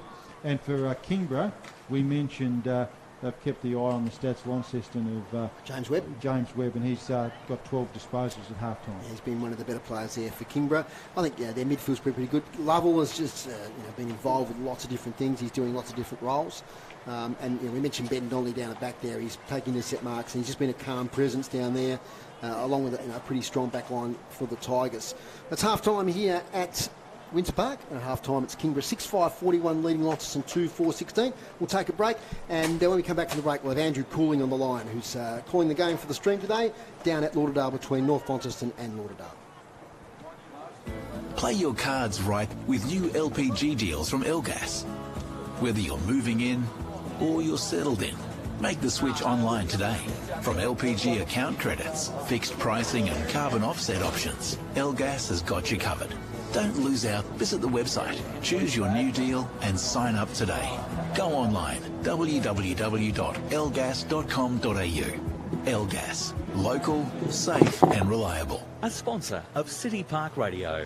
Barrett's Music is proud to support music in Tasmania in many forms. In fact, we've been supporting music in our community for decades. We value music participation, Tassie, so we can help you get started with expert advice on hand. With a wide range of instruments in stock, plus great learning resources and interest-free purchase plans, we can help you discover the music in you. Call into Barrett's at 104 George Street, Launceston, or phone 6331 9355. Barrett's Music, a sponsor of City Park Radio. After many years of witnessing increased building costs, Rainbow Building Solutions has now reintroduced a new range of kit homes. Backed by over 20 years of building knowledge, we can supply kit-only kit homes for your builder or owner-builder, or fully project manage, which includes council approvals, all inspections, concreting, and of course the installation. No need to deal with multiple contractors. No stress. For a free, no-obligation quote, please call Rainbow Building Solutions on 1300 737 910 or visit the website rainbowbuilding.com.au. Rainbow Building Solutions, a sponsor of City Park Radio. You're listening to Tasmanian State League football on City Park Radio. Welcome back to a drizzly Wondsor Park this afternoon. It's getting damper by the minute, and at half-time it's the Tigers out in front now. 6-5-41 to Launceston 2-4-16. Another game, of course, on City Park Radio. We always try and cover the game in Hobart that features our other northern team, North Launceston in this case. They're playing Lauderdale, a big game, a game that might set up the season for either team, and it's pretty close at half-time. And it's a welcome to City Park Radio once again, calling the stream today for the Tasmanian State League. It's Andrew Cooling. Good afternoon, Andrew. Yeah, good afternoon, Dave. Thanks for having me. Mate, an interesting contest at half-time. Yeah, very well poised this game. It was a cracking first half of football. 6-7-43 Lauderdale trailing North Launceston 7-4-46. So just the 3 points in it. It did seem midway through that second quarter like North Launceston were perhaps about to skip away with it. Harvey Griffiths had a shot on goal that he just missed. It would have put them 5 goals clear. And really from that moment on, Lauderdale picked themselves up, responded, kicked the last 4 goals of the second term and almost took the lead. The last 10 minutes was all Lauderdale, and it was North Launceston suddenly holding on, which was kind of a reverse of what we've seen. So it's been a bit of a streaky game from both sides, but a really enjoyable one, a physical one, and plenty of niggle out there too. Major goal kickers to half-time, Andrew? Yeah, Harvey Griffiths has been the main focal point. He's kicked 3 for North Launceston. It's just been an absolute live wire down there. Could have had more. He's been all over the place, singles elsewhere for everyone else, but it's been a cracking encounter. I thought Griffiths was looming as the game breaker really in that first quarter and a half. He's absolutely everywhere, and I think he's the one that Lauderdale are going to need to stop, because every time the ball has gone near him, he has looked like kicking a goal this afternoon. Yeah, I'm really interested in the ruck contest, Andrew, because we've got 2 of the best ruckmen in the competition there. Andrew Phillips, of course, for Lauderdale, new recruit this year straight from the AFL, and evergreen Alex Lee. How's that panned out today? Yeah, Phillips definitely took the honours in the first quarter. The ruck duels themselves are reasonably tight, but Phillips, I think he had probably about 6 or 7 marks in the first quarter. He was peeling off and getting really involved in the play. Perhaps somewhat counterintuitively, some of the Bombers were probably having a better period in the match, though. But in the second quarter, I thought Lee fought back quite well, starting to have an influence around the ground a bit more. Some good hit out. I'd probably say Phillips is still taking the honours, but Lee really fought back in that second quarter. It's been a fascinating duel, and they've been playing kind of wide of each other at times in general play around the ground. And yeah, it's been a real exhibition of ruckcraft at times. Both have had their moments with hit-out to advantages, but an entertaining matchup between probably the 2 best rucks in the league. Yeah, mate, I couldn't believe last week watching the stream what a great condition the Lauderdale Oval was in. What are the conditions like there today? Yeah, the ground's looking at a treat once more. The sun's been shining, just getting a little overcast in the half-time break. Not too much wind to speak of. It doesn't seem to be favouring either end particularly. Both ends have had goals kicked from outside 50 today, so I don't think it's too strong of a factor. But yeah, lovely conditions for football to start the year, and the tip, as it's lovingly and affectionately referred to down here, is looking an absolute treat this time of year. We'll see if that holds up once we hit the winter months and a bit of wet weather. But no, it's a pretty fast deck and perfect conditions for football. No worries, Andrew. Well, just give us that half-time score again in that big clash between North Launceston and Lauderdale. Yeah, so at half-time it is Lauderdale 6-7-43, trailing North Launceston at 7-4-46. We look forward to having a chat to you during the season, Andrew. Thanks for your time this afternoon. No worries. Thanks, Dave. Go well. No worries. That's Andrew Cooling there, who's calling the game on the stream this afternoon between North Launceston and Lauderdale, with the Northern Bombers leading by 3 points at half-time. We'll take another short break here on City Park Radio. When we come back, we'll start setting the scene here for the second half at Wondsor Park. Mr. Lotto here. If you need Lotto, we're open. If you need post, we're open. If you need magazines, we're open. In fact, we're open for everything, pretty much all the bleeding time. And weekends. Good, innit? So, what are you waiting for? Come on in. Invermain News Agency. Serving you when you need us most. Cheery bye. A sponsor of City Park Radio. Stroke can happen to anybody at any age. The best way to help someone is to learn the signs of stroke and know how to act fast. F is for face. Has their face drooped? A is for arms. Can they lift both arms? S is for speech. Is their speech slurred? Do they understand you? T is for time. Call 000. Time is critical. If you see any of these symptoms, act fast. Learn the signs of stroke and you could save a life. Go to strokefoundation.org.au/fast to find out more. A community service announcement from City Park Radio. Play your cards right with new LPG deals from Elgas. From LPG account credits, fixed pricing and carbon offset options, Elgas has got you covered. Go online, www.elgas.com.au. A sponsor of City Park Radio. You're listening to Tasmanian State League Football on City Park Radio. Dave Moore, Rob Sauer, Dave Gruber and Chris Say with you here at half-time at Wondsor Park. Rain might have just eased a little bit. There's dark clouds all around, so hopefully it'll stay dry for the second half. I'm just getting a bit of indulgence here because we're all Jack Jumper supporters and we can't get enough of it. You know, we've watched stuff during the week and read stuff. You know, still fresh in our minds, groups. You're a super fan, a bit like me. What a win! It was fantastic, Dave. I'll be living off that for months. I've still got heaps of newspaper articles to read too. They're just waiting. Did you get the poster today from? I did, Dave. Mention the Southern paper there. Certainly did. Yeah, got that one. The old Mark Knight one, Rob. Yeah, I've seen it. It looks terrific. It's terrific. Now, your son Jack, of course, is involved with the Jack Jumpers. Yep. Jack with the Jack Jumpers.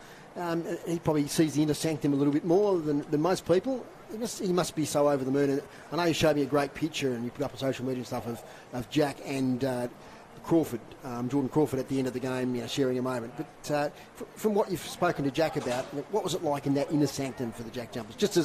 Were they just as over the moon as we all were? Yeah, they were, Dave. And I think the thing that we've all talked about, and I think it's probably captured the Tasmanian imagination, it's the fact that it's that old adage, isn't it? A champion team always beats a team of champions. And all of the players and those that work there talk about just how tight and connected they are.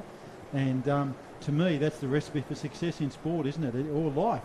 If you're connected and you care about people and you've got the right people, that's the takeaway. But, my Jack has just been saying what a wonderful week it's been for the club and just how tight the players are, how tight the community's got around them. And it's just a wonderful thing for Tasmania, isn't it? There's a lot of teams after that disappointment of going forward.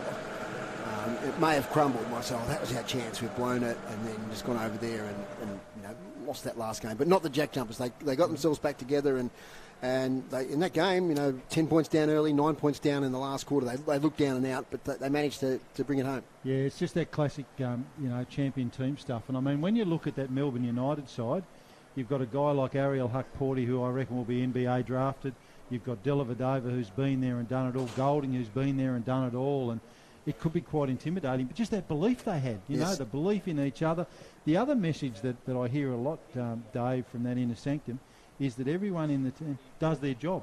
They've got a job, they do their job. And the development of guys like Sean McDonald and Jack McVeigh, the growth since they've joined the club, explains a lot about that success. Because it wasn't an easy season in one sense. I mean, there was that middle stretch there where they just kept on losing games by, 5 points, 6 points, 3 points. They just could not, get it done down the stretch. So, that last series of 5 or 6 games when they did start to win down the stretch and did start to put some good performance together, that they really turned it around, didn't they?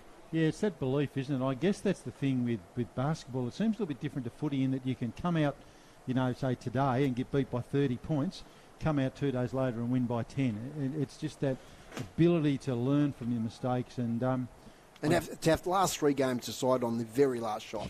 It's the incredible stuff. You couldn't script it any better. No, if you're a supporter of any sport and you just turned your television on, you'd just be wrapped with what you saw. But I guess, and I'm going to get on my little high horse here, one of the things I hope, Dave, with any Tasmanian team, whether it be the Hobart Hurricanes or the new Tasmanian Devils, I'd love them to look at what the Jack Jumpers have done. Yeah, blueprint.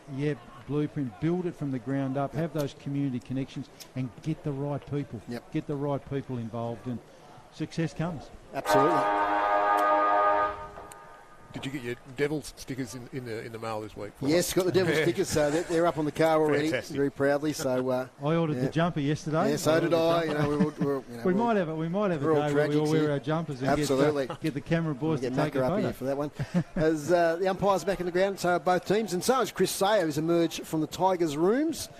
Chris, first of all, the rain stopped, and secondly, what was the atmosphere like there at the Tigers' camp? Rain has stopped for now. Looking around some dark clouds hanging about, so it stopped very nicely. Stopped while I walked across the ground, but how long it stopped for, I'm not going to make any promises. I'm not Peter Murphy, the weatherman. Atmosphere was quite positive. Always impressed by Trent Baumer's address. It's very cool, calm, collected, but very, authoritative, but supportive as well. He's a very impressive coach, I think. Interestingly, sitting at the bench here for a few years now, Launceston tend to use code words to set up play, especially kicking out from full back. And there's one particular code word that I won't mention, but Baumer actually mentioned that code word in his address. He said, we know what they're going to do when they say this from the bench. And so I think Launceston might need to come up with some new code words. So it's a bit of get smart about it, isn't it, really? I love it. So he's asked his Kingborough players to play the flanks. Don't come through the middle so much, especially in this ground. If you get the ball sort of on the wing, to sort of kick it over, centre half forward, go in towards the full forward area on this particular ground. Just on the breeze, Chris, we can sort of feel it here a little bit on the balcony. What are you saying there? Yeah, look, it's not great. It's not a great wind. It's just a breeze. I call it a Barry Triffett zephyr. Yes, no worries. I was going to say, before we go back down to Chris next time, we might say something like the brown sparrow flies north in springtime or something like that. Yeah. What do you reckon? I'm just disappointed Chris didn't say weatherman like Peter Murphy, and should have said weatherman like Dave Moore. But anyway, that's all right. I can say that. Exactly. He knows his meteorology, that's for sure, Dave Moore. Yes, I'm very humbled to the great weatherman, Dave Moore. But Peter Murphy only reads what's on the auto cue. That's right. Hello, Murph, if you're watching.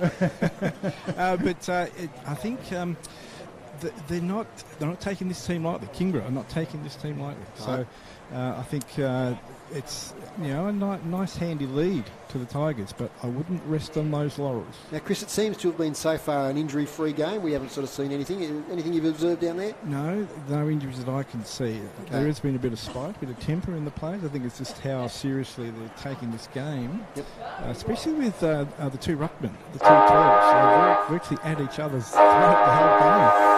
Yes, when Jack Tompkinson's around, I wouldn't expect nothing less. He's a real competitor. Okay, thanks, Chris. We'll get you in the third quarter. Right. We'll keep our ears open for the code word too. Remember, in the NFL, Peyton Manning Omaha was always his word, wasn't it? Kill Omaha. I don't know if that's smoke or fog coming down on the hill there. Jason might get a picture of it in a minute here. It's, it's a bit gloomy coming down misty. there. Misty.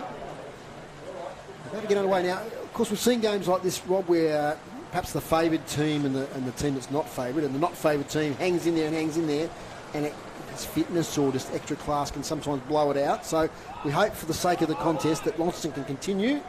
We're not, of course, biased towards any team here, but we just hope that for the contest's sake, Launceston can continue that effort and hang in there into that last quarter. Half-time might have come at a good time for them, Dave, in terms of just to give them that opportunity to reset, because 2 goals in like 3 minutes would have been the way they would have wanted to end that first half. Chris Sayers telling me it's not fog, it's smoke. So we'll worry, but we'll see what happens. There's underway now in the third quarter here at Wondsor Park on City Park Radio 103.7 and 96.5. James Webb gets the ball to half forward for the Tigers. So I'll drop my binoculars. The free kick on the play. Play on's the call and falls in the lap now of Tyler Carter. And he's going to have a shot for goal about 20 metres out, slide angle.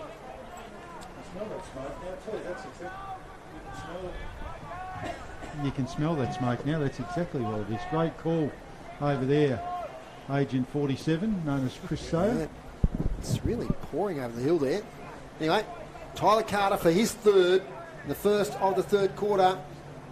Tyler Carter makes no mistake, and the Tigers extend their lead here at Wondsor Park.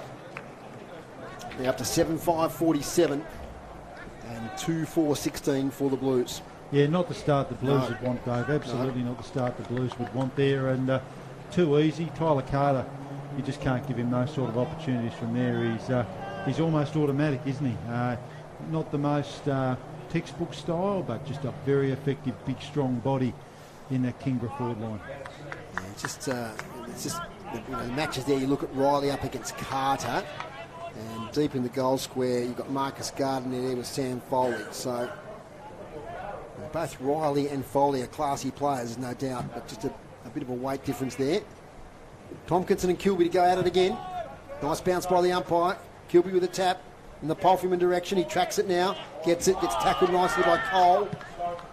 Webb gets a quick kick inside 50, over the back. Sun comes out now here at Wondsor Park for the first time since the start of the game. And the ball just drifts out of bounds. Left half forward for the Tigers. Kingborough certainly looking dangerous to start this quarter. I mean, another take away from the centre there. And that's something Launceston have really got to address, Dave, if they're going to remain in this match. It's a serious amount of smoke now on this ground. So it's sort of come over from the hills there in West Riverside. As it falls short now, Tompkinson takes it on his chest, wheels around, kicks around the corner inside 50. Sam Foley, though, boots it straight back out again towards Nick Baker. Couldn't quite take the mark. Here's Jones, takes it with him. Handball's pretty much to himself.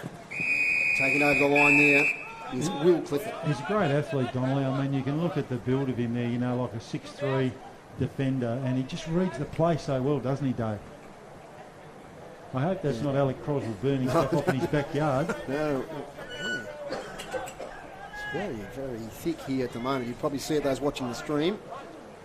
Through Jason's camera lens, it's like fog, but it is smoke. Free kick in the ruck contest to Jake Kilby.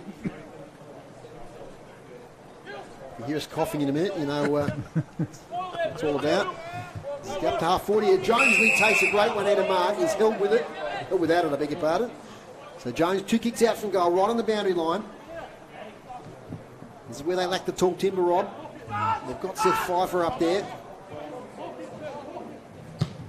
Kicks to the pocket as Jones, and kicks out of bounds on the full. Yeah, just having that tall target, and even if it just creates that extra opportunity, doesn't it? Makes Kingborough focus in their defence on that taller player. The outside defensive 50 towards Gardner. Sport from the back from Kilby. From the spillage heights, got it, spins out skillfully. It's tackled by Lockie Clifford. They pile on, be a ball up. They're a very well credentialed defence, that the Kingborough back six, and without an obvious tall target, Dave, there's plenty of time and space for them to do their job. Free kick from the ruck contest. Now, which way is it going? It's going to Jake Kilby. Chris Sayers mentioned that it might be a registered burn-off near Craythorne Road, which is just not far from here. Kilby, top of the goal square. Spoil from the front there from Seth Pfeiffer. Keeps the ball inside attacking 50. Rob, land away at the AFL again. Yeah, Mount Barker. The Swans have got away from a bit. They're up 64 to 55, almost at three-quarter time. North Launceston by 10 at Lauderdale Oval. Boundary throw in right into the attacking 54 Launceston. Front position Gardner wins it down towards Cole. He's tackled from behind by Palfreyman. Another ball up. The Blues really need the next goal, don't they? It's 5 goals of difference now. They might have the slight advantage of a breeze in that last quarter, but they need to be in touch at three-quarter time. They need to get the reward too, Dave, for their inside 50s. I think when Groobs went through them, there was only couple of difference, yeah. Ball taken by Will Clifford. Clears the contest. Foley. Handball smothered. Taken away as Ashland. Inside out kick. Straight to big fella in Kilby. Gets great skills down on his bootlaces. Handballs to Burling. Over now to Kelp, will be under pressure straight away. Doesn't take the ball. Lovell does. Kick not 10, or not even 15. Taken by Cole. Cole with a long kick to half forward. Gillow with a spoil from behind. Takes it at the front. He's tackled by Tompkinson late. Now Faulkner. Inside 50, Seth Pfeiffer flies. Mopping up done by Will Clifford. Sweeping handball to Griggs. In turn now to Donnelly. Foot pass to Baker at the wing. Takes it on his chest. Good transference there from the Tigers. He's invited now to play on. He's tackled from the front, from behind, from every direction. Gets the ball away somehow to Griggs. Back to Baker. Mops up pretty well. Kick to half forward. Good spoil from behind there by Kelp. His second game out has been pretty impressive. Struggled a little bit last week against a rampaging North Launceston, but Bailey Kelp has been pretty solid back there in defence. The class of the Kingborough defence just showed out there just how under pressure they move the ball out so easily, and a couple of kicks and a couple of transferences of play, and we're almost inside their 50. They seem to be able to move the ball in a smoother fashion, just probably from a higher skill level with the Tigers. There's Kelp again, but Cole wins it. Out now to James Webb, 30 out. Kicks the goal for Kingborough. Good move there from the stoppage. And the handball came out to James Webb. He found himself in space and had nothing but an eye for goal there and converted. And that's the second goal of the quarter to the Tigers. Yeah, look, class act, Webb, and great play there from Kingborough. I mean, I guess from that, if I was Launceston, you can look at, it's not necessarily about kicking it into the tall. They've obviously got Tyler Carter up there, but from a Launceston perspective, that quick ball movement inside, that's the thing that might give them a couple of goals. And you can see they've got some young players, clever small forwards. They've just got to get that ball in there quickly to their advantage. James Webb, of course, transferred last season to the Tigers from Glenorchy. He's really settled well into that midfield.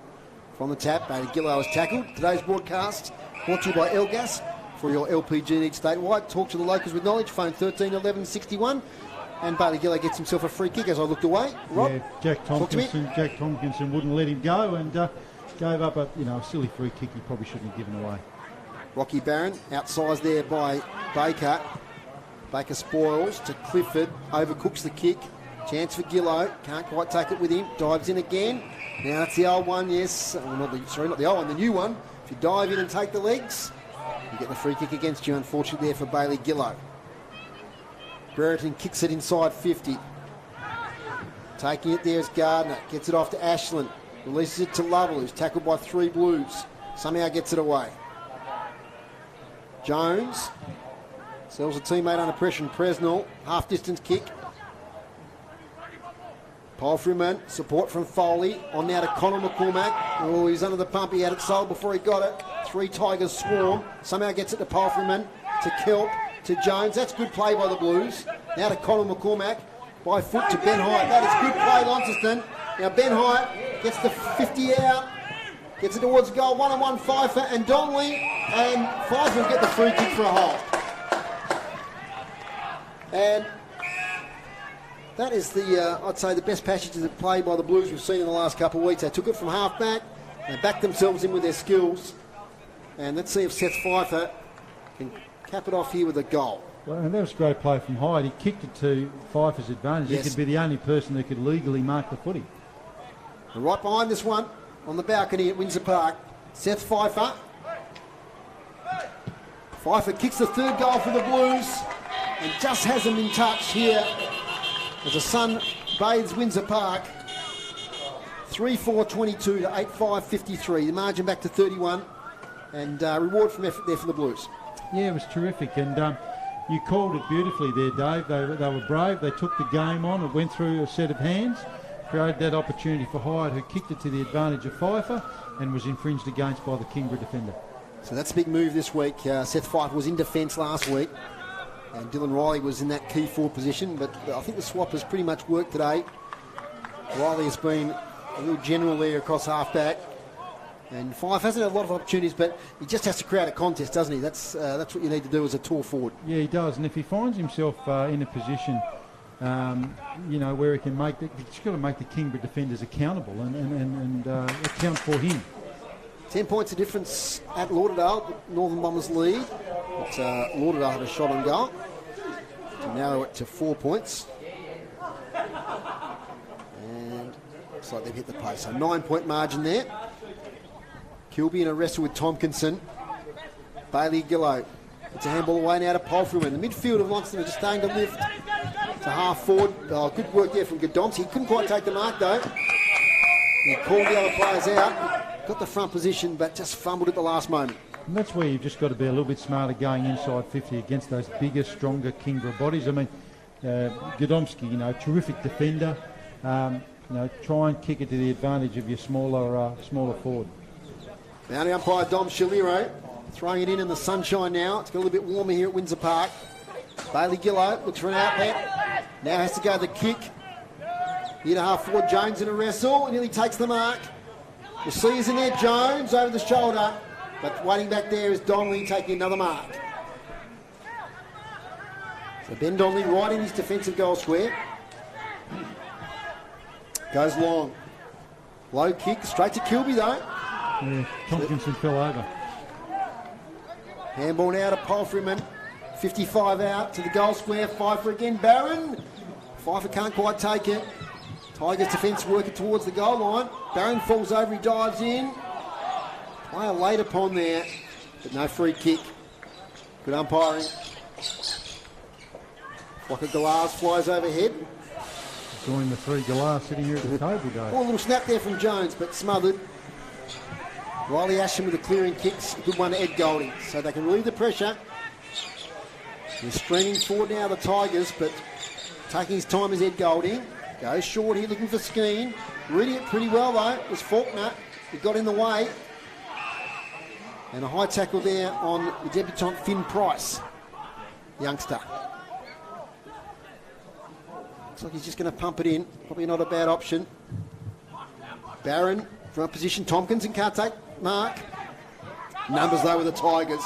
Donnelly to Baker. They've worked well today in that back line. The race is on. Zeitzen and Riley. Experiences with Riley. Taps it to Polfreman. Back to Riley. Gets around Zeitzen as if he wasn't there. Takes his time. Dills the call. Barron will have to go from behind here on Baker. Taps it towards Messiah. Off the ground, Kilby. Ball skews out of bounds. Good result. Tigers sort of half-hearted, deliberate there, but I don't think that was ever going to happen. No, certainly Launceston's lifted in the last 10 minutes or so, haven't they, with their effort when it looked like Kingborough were going to run away with this. So, again, reward for effort, another inside 50, they need a goal. Groves is going to give us a devil score in a minute, which I'd completely forgotten about. Get the next stoppage. As the tap out goes to Tompkinson, only as far as Baker. Swings it up the back flank. Taken by Gardner. Slippery ball. Griggs is there. Dispossessed. Rocky Barron gets it back here towards Polfreman who fumbles. Picks it up. And the ball is still in play. It's near the boundary line. Polfreman's shuffled out. Dave Gruber, talk to us. Tassie Devils. Approaching three-quarter time. Tasmania, the Devils are 58 and Oakley 65. So 7 points in it, pretty close. But yeah, just approaching three-quarter time there in Victoria. Yes, it certainly is. Swans up by 15, 70 to 55 in the shadows of three-quarter time there too, Dave. North Launceston up by 11. Tompkinson, kick along the wing. Foley will see this out of bounds. So tough old game here. played in slippery conditions, which we probably weren't expecting. There was a little bit of a hint of a shower on the forecast, but we had quite a deal of rain there late in that second quarter. It's clear for now. And the smoke's cleared as well, which is good news. Tompkinson with the tap. Nicely done by Lovell, just weaves his way through, showing his class. He kicks to half forward, front position Zeitzen. Well done, Riley. That's been a good battle. Riley might have been penalised here for a throw. Yeah. He did the old, it was a one-handed handball. He sort of threw it up and hit it with the same right hand. in front of the umpire. So it's going to come back to Zeitzen. See your goal kickers there, Rob. He's kicked one today. Yep. So he's probably within range with a breeze behind him. Dylan Riley is 48 out on the mark. It's right in front. Taking his time. They lead. I haven't given the score for a while. 31 points the difference. 8-5 to 3-4. Zeitzen for the third goal of the Tigers this quarter. He's off to the left. One behind.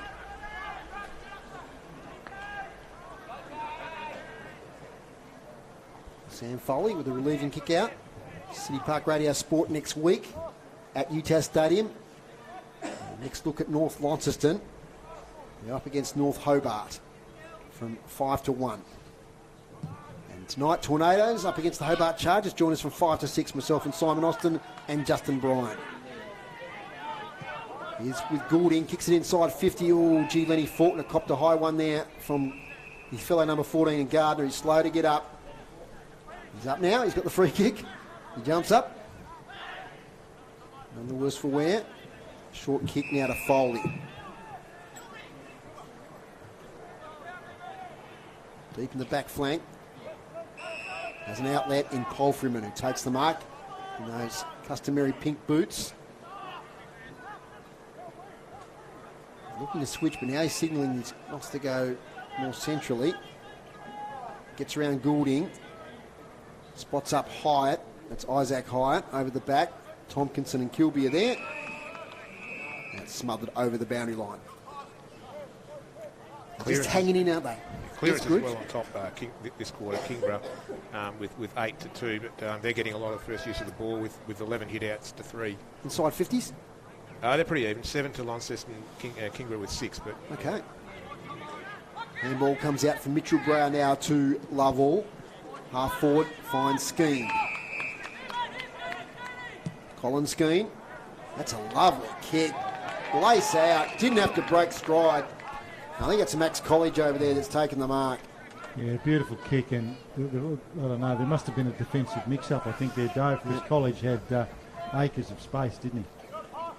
I've seen a lot of Skeen, but just a little bit classy. He gets on a big dry ground. Yeah, love to see him causing some damage. Love to see him against the Northern Bombers on UTAS Stadium. Absolutely. That was a lovely kick on that occasion. Max College hasn't kicked a goal today. One of the major goal kickers in the league last year. 45 out, 45-degree angle. Kicks the goal for the Tigers. And they extend their lead. 9-6-60, 3-4-22. The other thing, 38 Dave, points. The other thing, Dave, that would give Trent Baumler a lot of heart, when you look through the Kingborough goal scorers, I mean, we've talked about their efficiency when they go inside 50, but I'm looking here now, 1, 2, 3, 4, 5, 6, 7 goal scorers. I mean, that's the sort of stuff you want as a coach, isn't it? If you've got someone like Tyler Carter, as your focal point, but that spread of goals amongst your other players. Absolutely. They've got a lot of players that can hit the scoreboard, there's no doubt about that. 10-7-67 to Norkie, and North Hobart 6-6-42. Halfway through the third quarter. Big celebrations at KG5, Rob, if they can win their first game in a couple of years. Yeah, I think it'd be great for footy. We remember, don't we, 3 years ago, North Hobart were in a challenging position and came up last year and recorded some great wins, including, I think, 2 over Launceston. That's right, down there at North Hobart. Tompkinson swings the kick wide. Cole dives after it, smothers it, gets up again. Riley's there, though. Taps it in front of him. Will pick it up. Inside out, right foot kick to attacking 50. And there's that Nick Baker again. Him and Donnelly have been fantastic across that half-back line. Beautiful kick to Golding. Fantastic kick. Ed Golding. He's got James Webb here at half forward. That's another good kick. Their skills have improved this quarter, the Tigers. Goes a long kick here, looking for Carter, but he was out of position. He ran the opposite way to what Webb thought he was. And Sam Foley takes a defensive intercepting mark. Going wide, Foley. Target there was Kilby. 2-on-1 now. Numbers win out. Golding, tackled there by Atkins. Gets out of it. Back to Tompkinson. He covers some ground as Big Jack. Handballs it off now towards Ambrose Brereton, towards half forward. And we've got a free kick. It's going to be against Launceston. I wanted to play on. Against Liam Franklin here. Come back to Colin Skeen. I love the fact that in 2024 there's a player out there with the name Colin. Yeah, I love it. Big name back in the 70s. Absolutely. Certainly was. I like the look of him, Dave, though, this young fella. Goes short. Just gets there. He can't hold on. That was Carter, I think. Escaping your defence as Presnell backs himself. Gets it wide here towards Hyde. He's got a little bit of time. He'll get attacked from behind here in a second. Palfreyman. Back further now to Smedley. And gets it to Burling. So they've linked up well there. 3 goals to 1 this quarter. Burling up here looking for Pfeiffer. Taking away there for the Tigers is Lucas Ford. Kicks it to the wing. Turning and kicking is Zeitzen. Does well to get it to Gardner. Marks out in front there of Tina McCormack. Gardner with a short kick. It's a good one. To Will Clifford. And Clifford waits. Crowded 50 ahead of him. Invited now to play on. Goes to the pocket. Spots up a target. Who doesn't let him down. Max College again. I don't think he's moved from last time, Dave. He's picked him out beautifully there. A little bit closer to the boundary line this time. So this will test him out a bit. Kick the last goal for the Tigers. Another example of a height advantage there. He plays bigger than he is too, College, I think. He looks like he's about 6'3" in the old money. Just the wait there for the delivery. Didn't panic and pump the ball in. Waited for a player to get some space. And College now. 35 out on the boundary line, right-hand side. Narrow with that one all the way. Sneaks it in for a behind. 9-7-61 to 3-4-22. We're across 22 and a half minutes of this third quarter. You were Dave Moore, Rob Soward, Dave Gruber and Chris Sayer. Might get down to Chris in a minute. We haven't heard from him for a while. It's been pretty quiet down there. Day down there, no injuries. See what it's like down there on the boundary line and next stoppage. Over the head of Jones. He might just get this inside the boundary line. He kicks it off the ground, but only as far as Murray Bastick. Picks it up cleanly and finds a teammate there at left half forward. He plays on immediately. That's Joey Brower. Kicks inside 50. Flyers wanted, but out the back, well judged there by Dylan Riley. Beautiful day here now at Wondsor Park. Rob, we've had a few seasons. Yeah, we have. It's temperature's picked up. It's lovely. Riley spots up Tina McCormack. He's up against Gardner, but he takes a nice mark. Young Tassie Devil from last season. Yeah, gets it straight to Godomski. Seth Pfeiffer turns around and stares at him. A short pass to Ashland at halfback. Weighing up his options. Goes to the wing, but he's going to kick it straight to Bradley Kelp. Bailey Kelp, in fact. I keep calling him Bradley, I don't know why. Bailey Kelp. Recruit from North Warrnambool Footy Club. Pfeiffer the spoil. Tries to find Ben Hyatt. Pfeiffer now takes it. Can't get from behind. Ball up. Chris, what's it like down there, mate? It is a lovely day. The sun's out. It's actually quite warm. So, and no breeze. So that breeze that was to the southern end has virtually disappeared. Lovell now on the boundary line. Back to Joey Brower. Delivers to the wing. Nice mark there in front by the debutant Liam Franklin. He's got some wheels, I was told earlier. So, see him moving there, moving nicely. I should send him to Skeen. Yes, yeah. Match him up. There's Skeen now, putting pressure on Foley. Goes wide here towards Conor McCormack.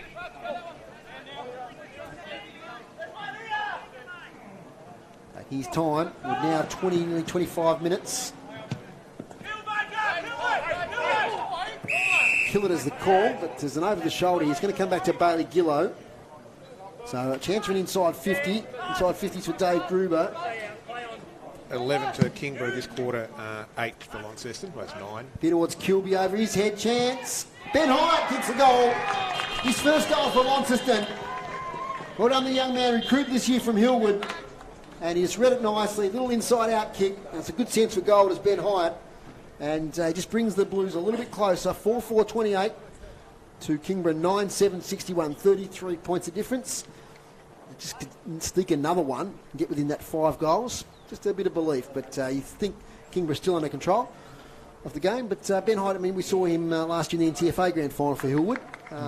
Struggled a little bit that day, but he certainly kicked a lot of goals at NTFA level. Yeah, he has. He's a class player. And again, that's just a classic example, Dave, of what they've got to do with this small forward line. It's just creating those opportunities and capitalising on them rather than banging it in long and having the Kingborough Talls pick it off. Don't forget, City Park Radio Sport is off to Elfin Sports Centre from 5 to 6 tonight for the Tornadoes versus the Chargers. Chris, you got something else for us? Yeah, just that there's no injuries and players are coming off with a bit of cramp, but a dose of pickle juice and then run back on again fully fledged. Yeah, that's early season games, sometimes only round 2. Cramp still hangs about. I reckon I'd rather have the cramp than drink the pickle juice. Comes out now, spills out here towards, that was Dwyer there, getting the handball away to Hyatt. Off hands, chance again for the Blues late in the quarter. Swung over the top. There's Hyatt again, Ben Hyatt. He tries to get it off the ground. He wanted to push, but umpire having none of it. Ben Donnelly, beautiful pass now to Griggs. Way go the Tigers on the far side. Gets it to Will Clifford. Up the wing, off hand, Dylan Riley this way, that away. Centering ball towards Paul Freeman, who has the time to take them up. Dying stages of third quarter. He signals ahead of himself. Then he goes wide towards Conor McCormack, but didn't have the weight on the kick. Intercepting nicely there was Joey Brower. Brower has a lot of options. One of those is Lockie Clifford. Near the centre circles. Lays back on a kick to half forward to Cole. Gets front position. Spillage to Isaac Hyatt. Caught, gets out somehow. Good body strength there. Gets it to Isaac Smedley, who marks on the wing. Pretty good today, Isaac Smedley. Goes long to a contest. Bailey Gillow outsized there by Nick Baker. Baker front position. Spills out of bounds. North Launceston 24 points up late in the third quarter there at Lauderdale. So that won't be the result Lauderdale wanted it early in the season, Rob. 2 losses. They're one of the favoured teams. I'm sure they'll get better. They've got a lot of injuries at the moment. And just an update at Mount Barker. Swans 84, Eagles 57, so probably a bit of what we were expecting there, Dave. Yep. Well, gee, Paddy Dwyer breaks through the big Irishman. He might have been pinned there, but he got the handball away somehow. As the player slung there to mark anyway up the ground to Gardner. Gets it to Griggs. Forward Foley, acrobatic attempt to mark, falls down. And the high tackle laid there, Smedley on his opponent. Looks like Tyler Carter.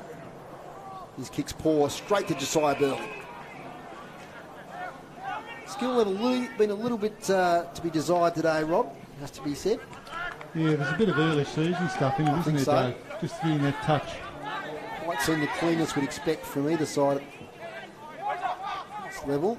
The handball sideways now comes from Brereton to Gardner, who fumbles. Tackled behind is Ashland. And gee, they're fierce at it. Mitch Thorpe would be really impressed with the effort, regardless of the result today. Yeah, you would. The other thing too, I think, Dave, too, you'd rather have it either a dry day or a really wet day. Yep. A day where it's a bit sticky, a bit skiddy. Kick up the forward line there from Conor McCormack, but the siren sound, so pretty even quarter. It was Kingborough 3 goals to 2 in that quarter. They're 9-7-61 to 4-4-28, the margin of 33 points heading in to the 3-quarter time break. How are those goal kickers looking, Rob? Yeah, great, thanks. Tyler Carter didn't add to his tally that quarter. He's still sitting on 3, but a bevy of singles to James Webb, Kieran Lovell, Max College, James Zeidson, Lockie Griggs and Marcus Gardner for the Kingborough Tigers, For Launceston Blues, all singles, Ben Hyatt, Seth Pfeiffer, Lenny Faulkner and Rocky Darren. 3/4 time Lauderdale, the Bombers 75, Northern Bombers 75, lead the Southern Bombers 51. And latest score I've got here down at North Hobart Oval, Glenorchy 11-7, 73 lead. North Hobart 6-8-44, that's 3/4 time also. So 33 points to Kingborough, 24 points to North Launceston and 29 points to Glenorchy are the margins. Rob, some quick thoughts before we go for a break. Oh, look, I think there's a lot that Launceston can take out of this, Dave. Obviously, Mitch Thorpe would have demanded, much better for this proud club than what was delivered last week. And the youngsters have stood up. I mean, I'm seeing a lot of green shoots in this group. You think, well, you get half a dozen, 10 games in them, you get halfway through the year with a lot of these new players, and I think we'll see some significant improvement for Kingborough. They're doing what they need to do, aren't they? Yeah, they are. And this is, when you come up the highway and you're a big favourite and everyone's expecting you to have a big win, it's tough. There's no such thing as an easy 4 points in this competition. So to Kingborough's credit, they're hanging in there and, again, doing what they need to do. Yeah, the back line's been pretty solid. We've mentioned it a lot of times. Nick Baker, Ben Donnelly, Lockie Godomsky, Will Clifford. There's been a lot of really good contributors there. Yeah, absolutely. And obviously they're getting that drive through the middle with players like Eddie Cole, Kieran Lovell. When the ball goes forward, Max College has taken a couple of good grabs. Obviously Tyler Carter. So they're good players are doing what good players do. We'll take a short break. When we come back, we'll have Groobs' stats and some individual stats also from the Launceston Footy Club. At 3/4 time here at Wondsor Park, it's Kingborough 9-7-61, leading Launceston 4-4-28. Back in a moment. Play your cards right with new LPG deals from Elgas. Whether you're moving in or you're settled in, make the switch online today. From LPG account credits, fixed pricing and carbon offset options, Elgas has got you covered. Don't lose out. Visit the website, choose your new deal and sign up today. Go online, www.elgas.com.au. Elgas, local, safe and reliable. A sponsor of City Park Radio. Are you struggling with tech hassles at home? Whether it's setting up new devices, fixing existing ones, or needing one-on-one learning and support, I'm here to help you. Hi there, I'm Alex from Rent a Grandson. I make house calls resolving issues with TVs, computers, smartphones, printers, modems and more. Unlock special pension and concession discounts, plus a loyalty program for extra savings. For reliable tech support that comes to you, call 0488 66 8324 or visit rentagrandson.com.au. Your convenient, reliable solution for all things tech. Rent a Grandson, a sponsor of City Park Radio. Community Care Tasmania is your local not-for-profit home care service provider in Tasmania. We deliver a full range of home care services with care and empathy. Our friendly, professional and innovative staff will tailor care to your needs. Ring 6334 0990 or 1300 722 400 and speak to a local, or visit cct.org.au to find out more. At Community Care Tasmania, we put your care first. A sponsor of City Park Radio. This sports broadcast is brought to you by Elgas. For all your LPG needs, talk to the locals with knowledge. Elgas, call 13 11 61, a sponsor of City Park Radio. Welcome back, Wondsor Park. Dave Moore, Rob Sauer, Dave Gruber and Chris Say. And Dave Gruber, you've got a Devils score and the team stats to 3/4 time. Okay, Devils score quickly. Coming up to about 10 minutes into the last quarter, and the Devils have tied it up with Oakley at 77 points each. Ooh, gee, keep an eye on that one, Dave Gruber. Okay, and stats here to quarter time. 3/4 time. 3/4 time. Hit-outs, Launceston 23 to Kingborough 37. Clearances, Kingborough on top there with a big third quarter there with 11-5. They're on top 29-17 in clearances. Inside 50s, staying pretty even over the course of the day. Kingborough 37, Launceston 33. Marks inside 50, Kingborough 10 to Launceston 2. Intercept marks also pretty even over the course of the day. Launceston 15 to Kingborough 13, and free kicks 21 to Launceston and 20 to Kingborough. Yeah, a lot of fairly even stats there. Obviously, hit-outs, Kingborough starting to get on top in that metric, and also on the clearances. But inside 50s, only 4 the difference.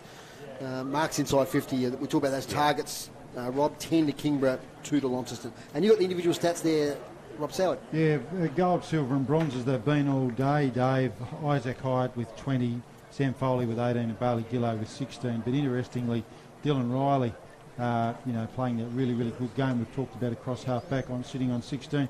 And they're getting more out of Paul Freeman and Jones as well, who are both up to 15 and 14 respectively. Also, just one little bit down. I like the game of Conor McCormack there with the 10 possessions. He's been pretty good. Yeah, he has been really good. And the man we keep a bit of an eye on, the Kingborough player in Webb, he's currently sitting on 15 in the game. Kicked a good goal, I think, that quarter. Okay, Chris Sayers pulled away there from the Launceston huddle. What was Mitch Thorpe's message at three-quarter time, Chris? I've got to say that was one of the most interesting three-quarter time speeches I've ever heard. It was quite positive. Look out for some changes. For example, Sam Foley up to full forward. Mitch Thorpe wants his players to take risks.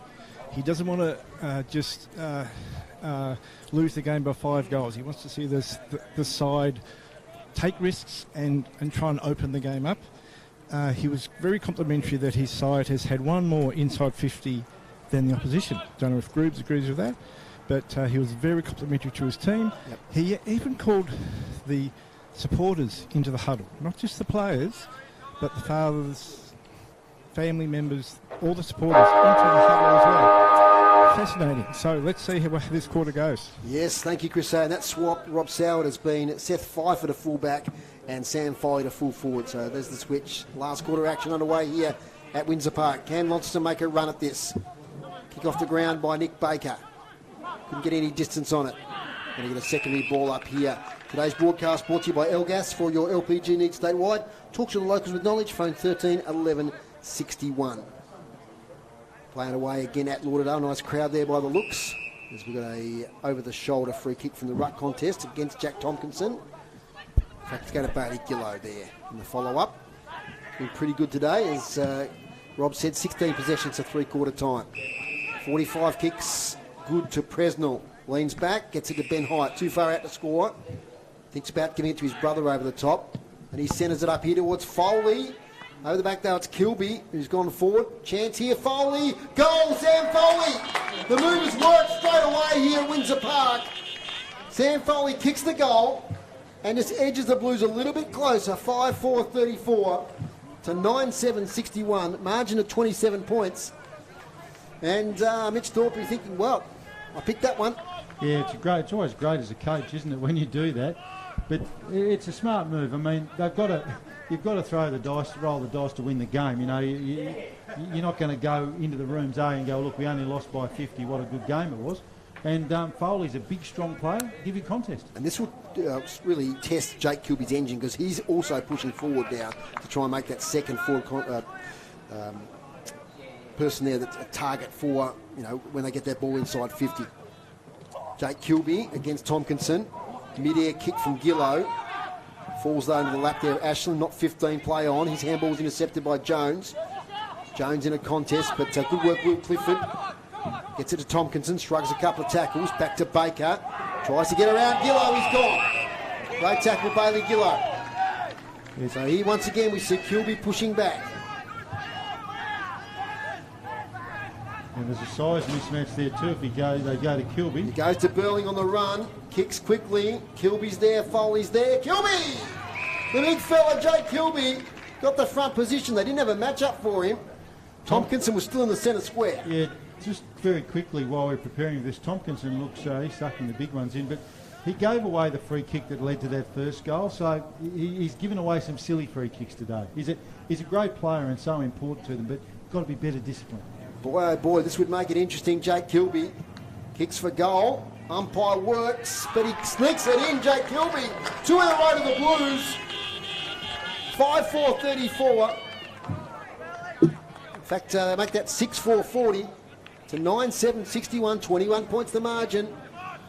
And a great tackle has to be said going back to Bailey Gillow there. He laid it there on Nick Baker to set up that scoring opportunity. Yeah, terrific play from Gillow, but as we've said all game, Dave, young sides, you've got nothing to fear. They've got nothing to lose. Roll the dice, make Kingborough react to what they're doing, and it's a great start. 2 goals in 2 minutes. So margin, I think, narrowest been for quite a while, certainly since half-time. Kilby falls over.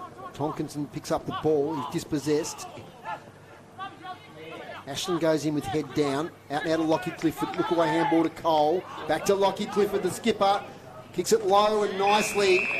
And hits James Zeitzen on the chest. I think it's James Zeitzen. I'll just get confirmation on that. Yes, it is James Zeitzen with the kick for goal. 30 out, directly in front. And your skipper comes to the fore, don't they, when you're just under pressure a little bit. And Lockie Clifford there, the big clearance, and the piercing pass there. Yeah, Launceston will want to see this go out on the full, I reckon. They'd be disappointed they never cleared the middle when they had the opportunity. Zeitzen for his second, kicks the goal for Kingborough. Nice calm finish there from James Zeitzen, the boy from Cygnet, and he's kicked 2 now, and that margin sneaks out again to 27 points. 10-7, 67, 6-4, 40. And 10 out of 10 there for Lockie Clifford. Lowered his eyes at the right moment. He's a class act. I mean, Kilby was unfortunate. He slipped over, which then opened the door for the Kingborough ruckman, Tompkinson, to sort of weave his way through traffic, and then beautiful takeaway from the skipper, and he's hit Zeitzen. He was the only person that could mark it. So Zeitzen has been Riley's opponent for most of the day. It's been a really good battle. Tyler Carter now with Seth Pfeiffer as his opponent. Back in the middle, Cole burrowing through. It's a steadier there that the Tigers needed. 24 points the margin at Lauderdale. North Launceston 76, Lauderdale 52.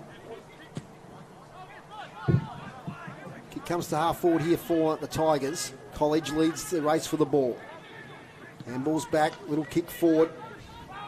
Bailey Gillow will get there first. He gets tackled from behind. Good tackle, James Webb. Cause the turnover. Here we go now, Riley Ashland, this way, that way. Swings to the goal square. Pfeiffer should get it on his chest. Drops the mark. Has time. Does he get it away towards Burling? Oh, he lays on it for a moment. Gardner with strength. Can't get the kick away. Great smother. And now we've got a free kick for over the shoulder. It's going the Tigers' way to Tyler Carter. Yeah, probably a little unlucky. It was a crude tackle though, wasn't it, Dave? Yeah, the smother there, the back player was Josiah Burling, as Marcus Gardner was launching for goal. But the other tall timber up there, that's Tyler Carter. It's going to be a tough shot. It's not to lay down Mazier by any means. He's only 5 metres out. Is he going to go the banana? Check sides it with the left foot. Kicks it calmly, kicks it easily, and kicks a goal for the Tigers. And they've kicked the last 2 to steady things here at Wondsor Park. 11-7, 73 to 6-4, 40. And sometimes happens in the last quarter, that both teams are starting to go for it. The game has opened up a bit. We've got 4 goals kicked in just 6 minutes. Yeah, it's great. It's certainly been a great game of foot if you're here watching it. And, it might have been some people that thought it might have been one-way traffic. But it's been a really good game of footy to watch. Skill level's been a bit all over the place, as you expect early on, but certainly some great efforts from the good players. And Carter's been terrific today. 4 goals is a pretty good effort. A couple of goals from North Hobart making interesting down there. 8 minutes into the last quarter, and the Pies now lead by 17 points. And it's now 18 points also at Lauderdale. So still got some games that are going to go down to the wire here potentially. There's Lovell. Kicks the half forward. Nice mark there, Ashland. Handball over the top to Cole. Eddie Cole. Oh, it's a smart kick. Over the top to Brow. He just couldn't get to it. Here's Skeen, excitement machine. Back to Ashland. Lovell gets around 2. Gets to 55. Centering kick to Carter, who doesn't take the mark. Bailey Gillow was brave, but on the follow-up, Mitchell Brow kicks the goal. Had the numbers there inside 50. Bailey Gillow brave to get in front of Carter. He's sucking the big ones, but Mitchell Brower, I think that's his second, Rob, is that correct? First goal of the day? Yeah, again, it's, I guess in that particular passage of play, Gillow was unlucky, wasn't he? And again, giving up his feet in that brave contest, it's created that opportunity for Brower. The Tigers midfield starting to get in front, aren't they? Look, we've got Lovell, we've got Cole, Clifford, those class midfielders. They felt that challenge, they felt that pressure, and they've lifted. No, they have, and that's what we were probably a little bit worried about, weren't we, Dave, that they'd get off the leash. So it'll be interesting to see how Launceston adjust to that. They've moved Riley in there now. He's in the starting in the centre square as well. 12-7-79, plays 6-4-40. From the ball up, Tompkins just takes it out of the air, kicks it a mile in the air. Now towards the wing. Oh, strong contest there. Ed Golding takes a brave mark and kicks to half 40 towards Gardner. Strides out, takes it on his chest. Centering kick to the goal square. Carter and Burling. Carter too strong. Handballs it off to Skeen, who kicks his first goal for Kingborough. Unselfish play there from Tyler Carter. Smart play from Skeen. But once again, centre clearance. I think that's about 4 in a row now. It resulted in 4 goals in no time. I think it's probably 4 goals in 4 minutes, Dave Grubin. Would you agree with me there? Yeah, very quick. I'd suggest that's probably his first goal for the club too, Dave. Possibly. I didn't look at last year's. I hesitated. I said first goal for Kingborough. I think it probably is, but... first goal today. First goal today, at least, yeah. No, they were getting around him there, weren't they? Yep. Ty Carter's too strong. Josiah Burling is a big boy, but the strength there of Carter in that one-on-one contest. Yeah, and he's too smart. Mitch Thorpe must have heard the what we set up here, Dave, because he's actually sent Liam Franklin to Skeen. So the two... good. We wanted to see that. Yeah, that's what we want to see. We want to see empty the forward 50 and let them run around, I reckon. Dave Gruber for Devils update. Oakley have skipped away a little bit now. It's 97-77. 21 minutes played. Lovell to half 4 now to Skeen. He should have taken that mark. Pressure from behind by Franklin. Pat along there from Kelp. Taking the tackler there is Presnell. He managed to get it away. Kelp again. Now the Lovell. Jones meets the contest. Picks the ball up. Tackled by Lovell, who just takes it off him. Jordan Crawford style. Gets it away now towards Will Clifford. Kicks blindly, and Burling can take the mark. Now he's got an outlet here at Riley or Smedley. He goes to Smedley. He'll have the overlap now with Riley if he gets it on the boot quickly. He does. Riley takes it, defensive side of the wing. Chance to run. Has to stop and prop. Oh, the short kick there. Looking for young Rocky Barron. Couldn't quite take it. Tompkinson might have got a high tackle. He's laid upon. Umpire says ball up. The AFL fans who are listening at home, Dave, will be delighted to see the Sydney Swans have bounced back from their defeat at the hands of the mighty Richmond Tigers last week. They're up 104-78 as we're in the shadows of time on at that game at Mount Barker. Interesting, Jake Kilby now playing permanent full forward. So I'm not sure if he's copped a knock or that's just a tactical thing. Inside 50 now, the Tigers. Zeitson nearly took the mark. He got some high contacts.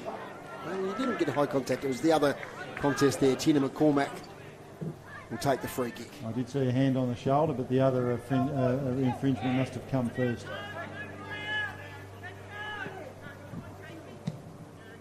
Tina McCormack, nice kick, clearing the area. Over the back, Isaac Hyatt takes a chest mark. Plays on straight away. Risky.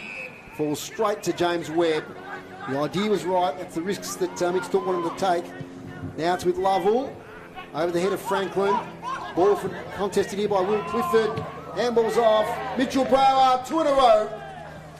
Another goal to Mitchell Brower. That's his second for the quarter. And they skip away now. We talked about the potential for this to blow out. And when it was 21 points just a few minutes ago, we thought that's not going to happen. But they've kicked 5 goals in no time, the Kingborough Tigers, and they're out now to a 51-point lead, 14-7-91 to 6-4-40.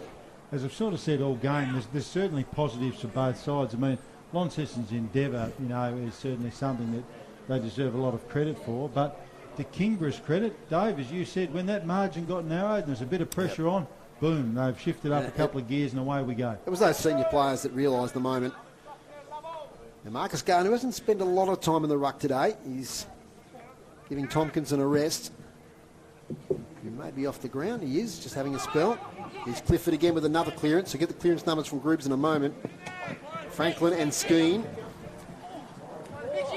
Nicely done there from Franklin. Little handball back to Presnell. Confront it. Oh, gee, handballs that near the boundary line. Umpire takes, gives him a little bit of leeway there. Groobs getting tired at the Devils? Yeah, can't be much longer to go, but two late goals to the Devils has brought it up to 8 points difference, 97 to 89. And those clearance figures quickly? Oh, yeah, Kingborough 7 this quarter to Launceston's 1. 7 to 1, that tells the story. Lockie Clifford, tackled by a couple of Blues. 17 points the difference at Lauderdale, the 14-minute mark. Bombers holding on there, Northern Bombers. Kilby taps to space. Webb, might have been tackled without it. Comes back to Burling. Rocky Barron shrugs the tackle. Or does he? Here towards Franklin. Inside 50 now for the Tigers. Inside 50s, 6-2. So Launceston kicked 2 goals from 2 entries, but haven't been in there since. Lovell kicks it off the ground. Rocky Barron's tackled. And sling tackle it is from Clifford. The push and shove. Off he goes. Rocky Barron wastes no time. Kicks a little bit dangerously to space. Might work out all right here to Palfreyman. He's got Nick Masia on here with Godomski. Which way will it bounce? Here towards Hyatt. Godomski, good tackle from Ben Hyatt. But Godomski did well. Calm it under pressure. Across the ground now towards Brereton. We can't pick it up. Chance here for Isaac Hyatt. He'll snap on goal and kick one for Launceston. Smart play, Isaac Hyatt. He capitalised on the error there from young Ambrose Brereton. And he snapped a much-needed goal for Launceston. That's their 7th. 7-4-46 to 14-7-91. It's been a very entertaining last term, hasn't it, Dave? Lots of goals. And, yeah, Brereton having a moment there, an unfortunate one for him. It just didn't sit as he'd wanted it to sit, and created that opportunity for Hyatt. And Hyatt, just a smart player. You know, he's been really, really good all day. I'd probably say Launceston's best so far, and well rewarded with a goal for effort. South Launceston won by 3 points against Rocherley. Must have been a cracker. Absolutely. And Groobs, is that Devils game over? That's the final score. So Oakley 15-7-97 to the Devils 13-11-89. North Launceston by 16. Keep an eye on that one. So this game, the result's probably over, but there's plenty of interest. As you said, Rob, we've had 8 goals in 15 minutes. Yeah, plenty of green shoots for both sides. I mean, you know, we talked, didn't we, before about what a tight tussle it was, and it's just been opened up now. I guess fatigue's part of that as well, Dave. From the hit out. Now with Lovell. Kicks inside 50. Riley takes a strong mark in defence against Zeitzen. So he's got that roll again. He spends a little bit of time in the midfield with Riley. Out to Franklin. Great tackle Skeen. Skeen picks it up. Handballs away to Griggs. Hooks it in towards goal. Off the hands of Zeitzen. Carter on the follow-up. He's tackled. McCormack's in there. Fighting with Foley. Oh, Skeen just takes it out of the contest. Dribbles it towards goal. Isaac Smedley thinks about taking it through. Gets his kick smothered. Second opportunity. Does it well to Burling. Frenetic little bit of footy there in the defensive goal square for Launceston. It's going to come straight back in through Lockie Clifford. Shrugs 3 tackles. Kicks it here towards Brower. Mitchell Brower. Chance for 3 goals in a quarter. He's popped up as Mitchell Brower. We said earlier on he's played a fair bit of footy recently in Victoria for Blackburn and the VAFA and Donvale and the EFNL. Always a strong, those suburban competitions are pretty strong, so a good grounding. Yeah, when you have a look through the names of some of the players, Dave, there's often many familiar ex-AFL names that pop up, isn't there? That's right. Mitchell Brower for his 3rd this quarter. Oh, it's the post. You hear it smacking the post there in our effects, Mike. So he doesn't get that 3rd one. 14-8-92 to 7-4-46. So exactly double the score, Kingborough. Side Burling. Beautiful kick out of defence, right to the centre circles. Taken there by Foley, weaves through traffic, gets a high tackle. Is able to go back now and steady. Looking for an outlet, gets it back to Kelp, back to Foley. Good coverage there from the Tigers. Up here in the direction of Pfeiffer, nearly took the mark.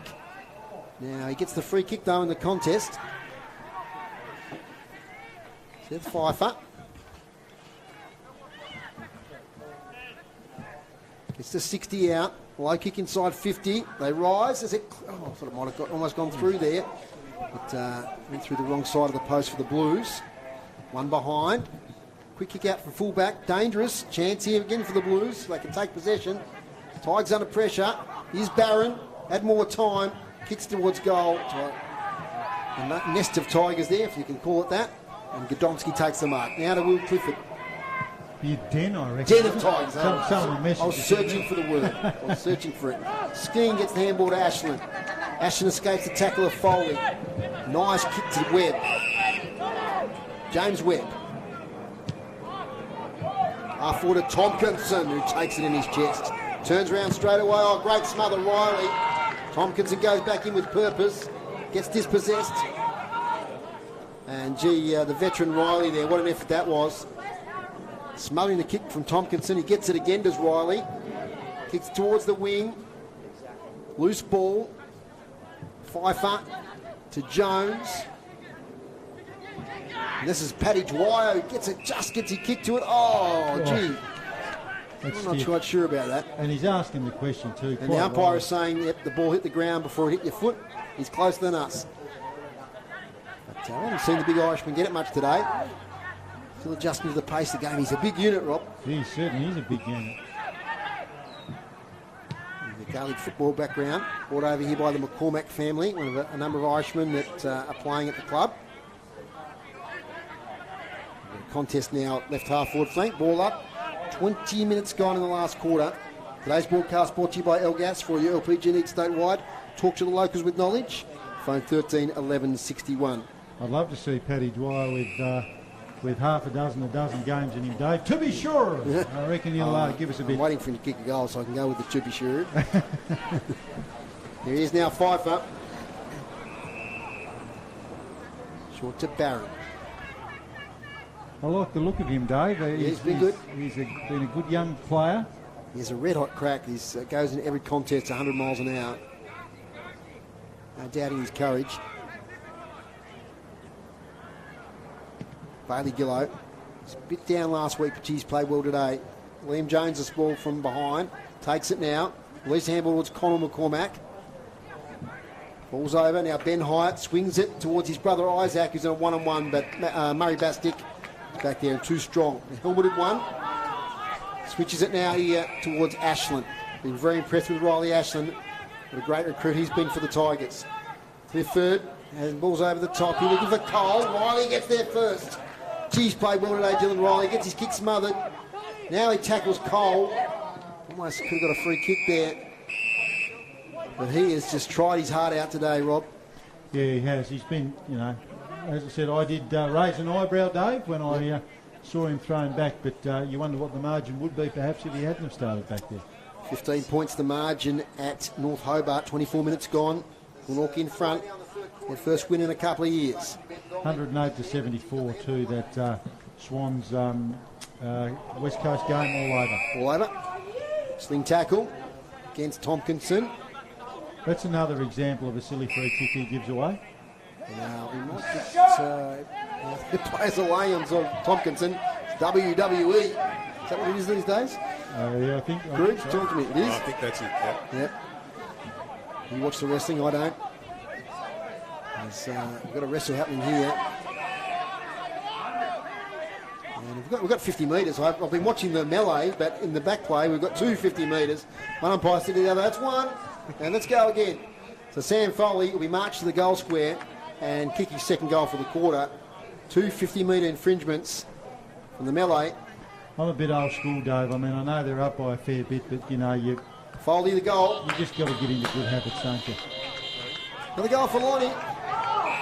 And it's still going on in the middle. We might get more free kicks here, the way it's going. I heard a whistle. There might be a free kick out of the middle, maybe. Margin under 40 points now, 8-5-53 to 14-8-92.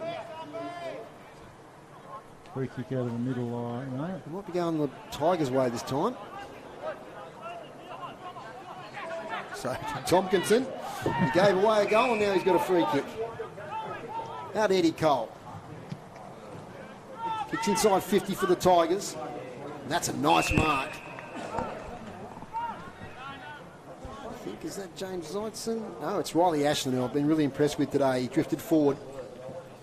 And he's got a shot on goal. Man of the mark about 45 out. Trying to work out the number of goals this quarter, Grooves. 9 goals, 5-4, isn't it? Yeah. It's really opened up.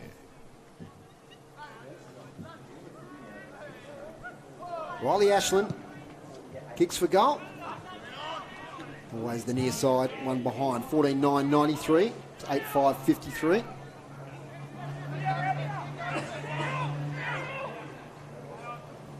Dill is the call. It's the ball on the ground. And kicks to left half back, off hands. Connor McCormack. It's it over the top, skillfully hit Isaac Hyatt. He's looking for an outlet kick. Hasn't got one, so he has to kick it up here long to his brother in Ben. And that's a nice spoil there from Lucas Ford.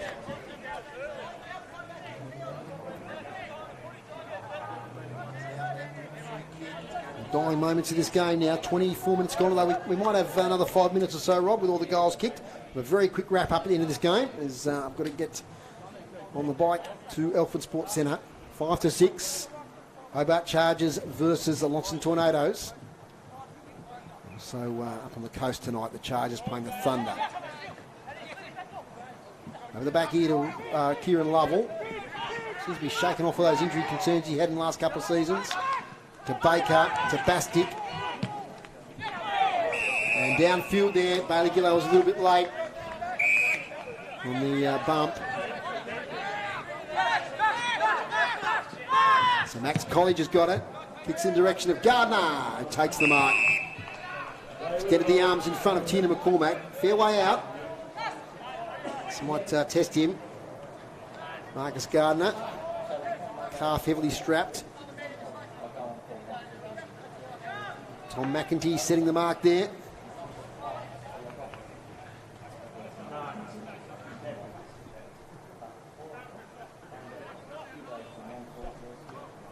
Right behind this one.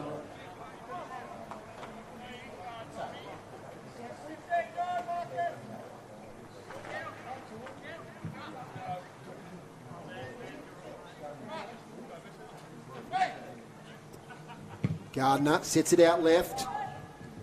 Oh, big fly from Riley, but Skeens at the fall of the ball. Ball's touched off the boot. So we all got a bit excited there as a young Skeen. It's going to be one to watch. Boy from Western Australia. Almost kicked his second there. Another behind, 14-10-94 to 8-5-53. Have an interview on ground with Chris Sayer after the game, and a quick 3-2-1 from Rob before we go. Isaac Smedley.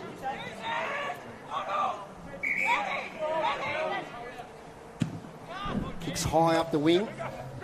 Front position Griggs. Off hands Tompkinson. Gets it now to Jones though. Kelp's got it. He's tackled from behind. Releases the ball. Presnell. Over the top to Price. Slung in the tackle. Does release it. Somehow. Another player there for Lonnie slung in another tackle. And we'll get a ball up 60 out from the Launceston goal. I'm just having a good think about the 3-2-1 here. Giving me nightmares, Dave. A lot of good players Can today. I give votes to the whole Kingborough backline? as a unit. Now it comes to Golding. Now to Tompkinson. Confronted. Little kick. Only as far there as Conor McCormack. Swings inside 50. Ben Hyde in the contest. Back to Presnell. Lays the tackle to Presnell. Now Ben Hyde again. Out to Jones. Weaves through. Amble over the top. Presnell tries to get it to Kilby, who's pretty tight at the moment. Big Jake. He's done a lot of work today. Here's good now with Mitchell Brow. Doesn't get any easier next week for the Blues. They play Clarence here on Saturday. Price now gets a handball to Foley. Kicked a couple of goals in this last quarter. Now to Franklin, who gets out of a tackle. She's a player down heavily there. It's Foley. Gets up slowly. Now to Burling. Inside 50 towards Kilby. One hand up in the contest. He's got it on the ground. Big fella, Jake Kilby. The snap, he just didn't have enough energy to get the ball over the head of Lockie Griggs. He releases the ball straight away. Rebounding up here now to Mitchell Brow. There's a lead here from Carter, well up from goal. It's on centre wing. Beautiful kick to Zeitzen, who's all alone. He's got some distance away from Riley. Centering ball. Mark for the Tigers, about 30 out, directly in front. Max College has got it. Covered some territory there. He got a possession at half back there a moment ago. Now he's got a shot for goal right in front. He kicked one in this game. Kicked a good goal and missed another one in that forward pocket. Remember, he had 2 shots in about 3 minutes. It's one of those no excuse shots on goal. He's 25, probably 30 out when he kicks it. Right in front. Kicking to the northern end of Wondsor Park.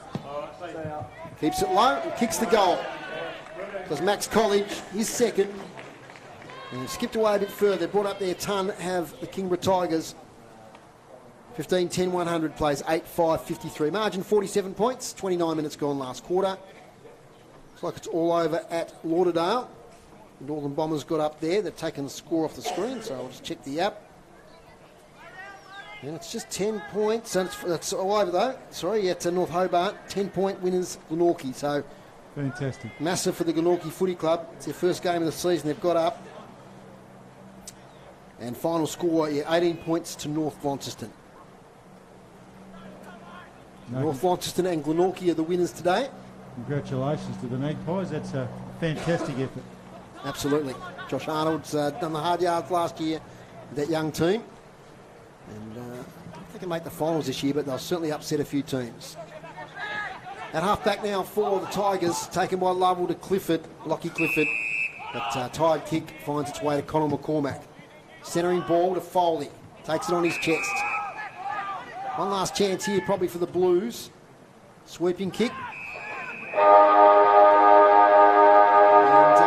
And unfortunately for the Blues, the siren went just as Presnell kicked it to Ben Hyde. He would have had a shot on goal. But that's the full-time score here at Wondsor Park. And it's the Kingborough Tigers, 15-10-100. Victorious over Launceston, 8-5-53. Get your 3-2-1, Rob? You're still formulating there? Still formulating. Okay, we'll give you a couple of minutes. We're going to have a really quick wrap-up here. It's 4:32, so we'll get a quick word, hopefully, with one of the Tigers players. Chris is heading over, and then Rob's 3-2-1. And then we'll hand over to Reeling in the Years, our next program here on City Park Radio. But in the end, a convincing win to the Tigers by 47 points. I might do the goal kickers, Rob, while you're thinking about that. So the goal kickers for Kingborough, they have 4 to Tyler Carter, 2 to Mitch Brower, 2 to James Zeitzen, 2 to Max College, 1 each to Colin Skeen, Marcus Gardner, Lockie Griggs, Kieran Lovell and James Webb. And for the Blues, 2 to Sam Foley, 1 each to Ben Hyatt, Isaac Hyatt, Seth Pfeiffer, Lenny Faulkner, Rocky Barron and Jake Kilby. I will quickly do those 3-2-1, Dave, while we're waiting for that interview, if that's all right. Yep. I'll cut across if we get Lockie Clifford. Yeah, I won't spend too much on it. It was a pretty even team effort from Kingborough. So 1 vote I've given to Tyler Carter for his 4 goals. I thought he was the focal point for out of the 2 sides today. Jack Tompkinson I gave 2 votes to, the dominant big man on the ground. Worries me a little with those silly free kicks, but big strong body, you get 100% from every week. I've reached out and I could have given 3 votes to some different players. I really like Kieran Lovell's game in terms of set up a lot of play and just a class above, I think, out of everyone out there today. Chris Sayers got Lockie Clifford. Yeah, Lockie, that game, your assessment. One thing about our commentators were saying the spread of the goal kickers must be really impressive. Yeah, absolutely. It's good to share the load down there and not to be too dependent on one singular guy. And our forward line, we like to think it's pretty versatile and throw different options out there. And yeah, it showed that today with a good spread of goal kickers. And then up the back line were great today. Yeah, they were. They always are every week. We've got a lot of faith and confidence in our back line to win or at least halve their one-on-one contests. And yeah, they do that week in, week out, and we're very fortunate to have a back six like we do. So. And considering Launceston's game last week against North, you still wouldn't want to take them lightly today, would you? No, definitely not, and we certainly didn't do that. We knew they'd respond. They're a proud club and had a lot of success, and we knew they'd bounce back after last week, and it showed that today. I mean, we probably got away with it a little bit late, but yeah, for 3.5 quarters, they were outstanding. We knew they'd lift their pressure. They've got a lot of class players in their side and a lot of experience that the younger guys can feed off. Yeah. And your new players like James Webb and our commentators are calling Colin Skeen the excitement machine. Yeah, so Cole, he loves to entertain and be the guy to kick the goals. He's kicked his first goal today, and hopefully there's many more to come. But yeah, he's an exciting talent. He's got unbelievable speed, and no doubt he'll put some highlights in the comp going forward. So next week, a week off. Is that too early in the season? Look, you got to have them at some stage. Ours is next week. We just take everything one week at a time. At a bye next week, we'll refresh and look forward to getting to Clarence the following week. Right. Thanks for the chat. Good luck. Well done today. Good luck for the season. No worries. Thanks very much. Okay. That was Lockie Clifford there. And I think Launceston did pretty well, didn't they? Considering last week, I think they should be very happy with that. Absolutely, much more competitive. So a good game of footy. It's probably not the one we were expecting. We might have expected the margin to be a little bit bigger based on last week, but certainly Launceston really responded today in a good way and made a contest of this encounter here at Wondsor Park. That's it for us today. It's final score here. Kingborough 15-10-100. Defeated Launceston 8-5-53. Repeating those votes from Rob Soward. Kieran Lovell 3, Jack Tompkinson 2, Tyler Carter 1. Action tonight at the Elephant Sports Centre from 5 to 6. We've got the Tornadoes up against the Chargers, and TSL action from 5 to 1 next week. We've got North Launceston versus North Hobart. Thanks to the team. Thanks, Rob. We'll see you next week. Absolutely. Thanks, Groobs. No worries, Dave. See you next week. Excellent work. Thanks to Chris there doing the boundary work. Thanks to Jason on the camera this afternoon. Thanks to Chris Ball, who's not in the best shape at the moment, fighting a chest infection. He's done a great job to get us to air this afternoon. Thank you very much for Chris. And he'll be helping us out this afternoon at the basketball as well. That's all from us. Just repeating that final score. It was the Kingborough Tigers by 47 points here at Wondsor Park. Bye for now.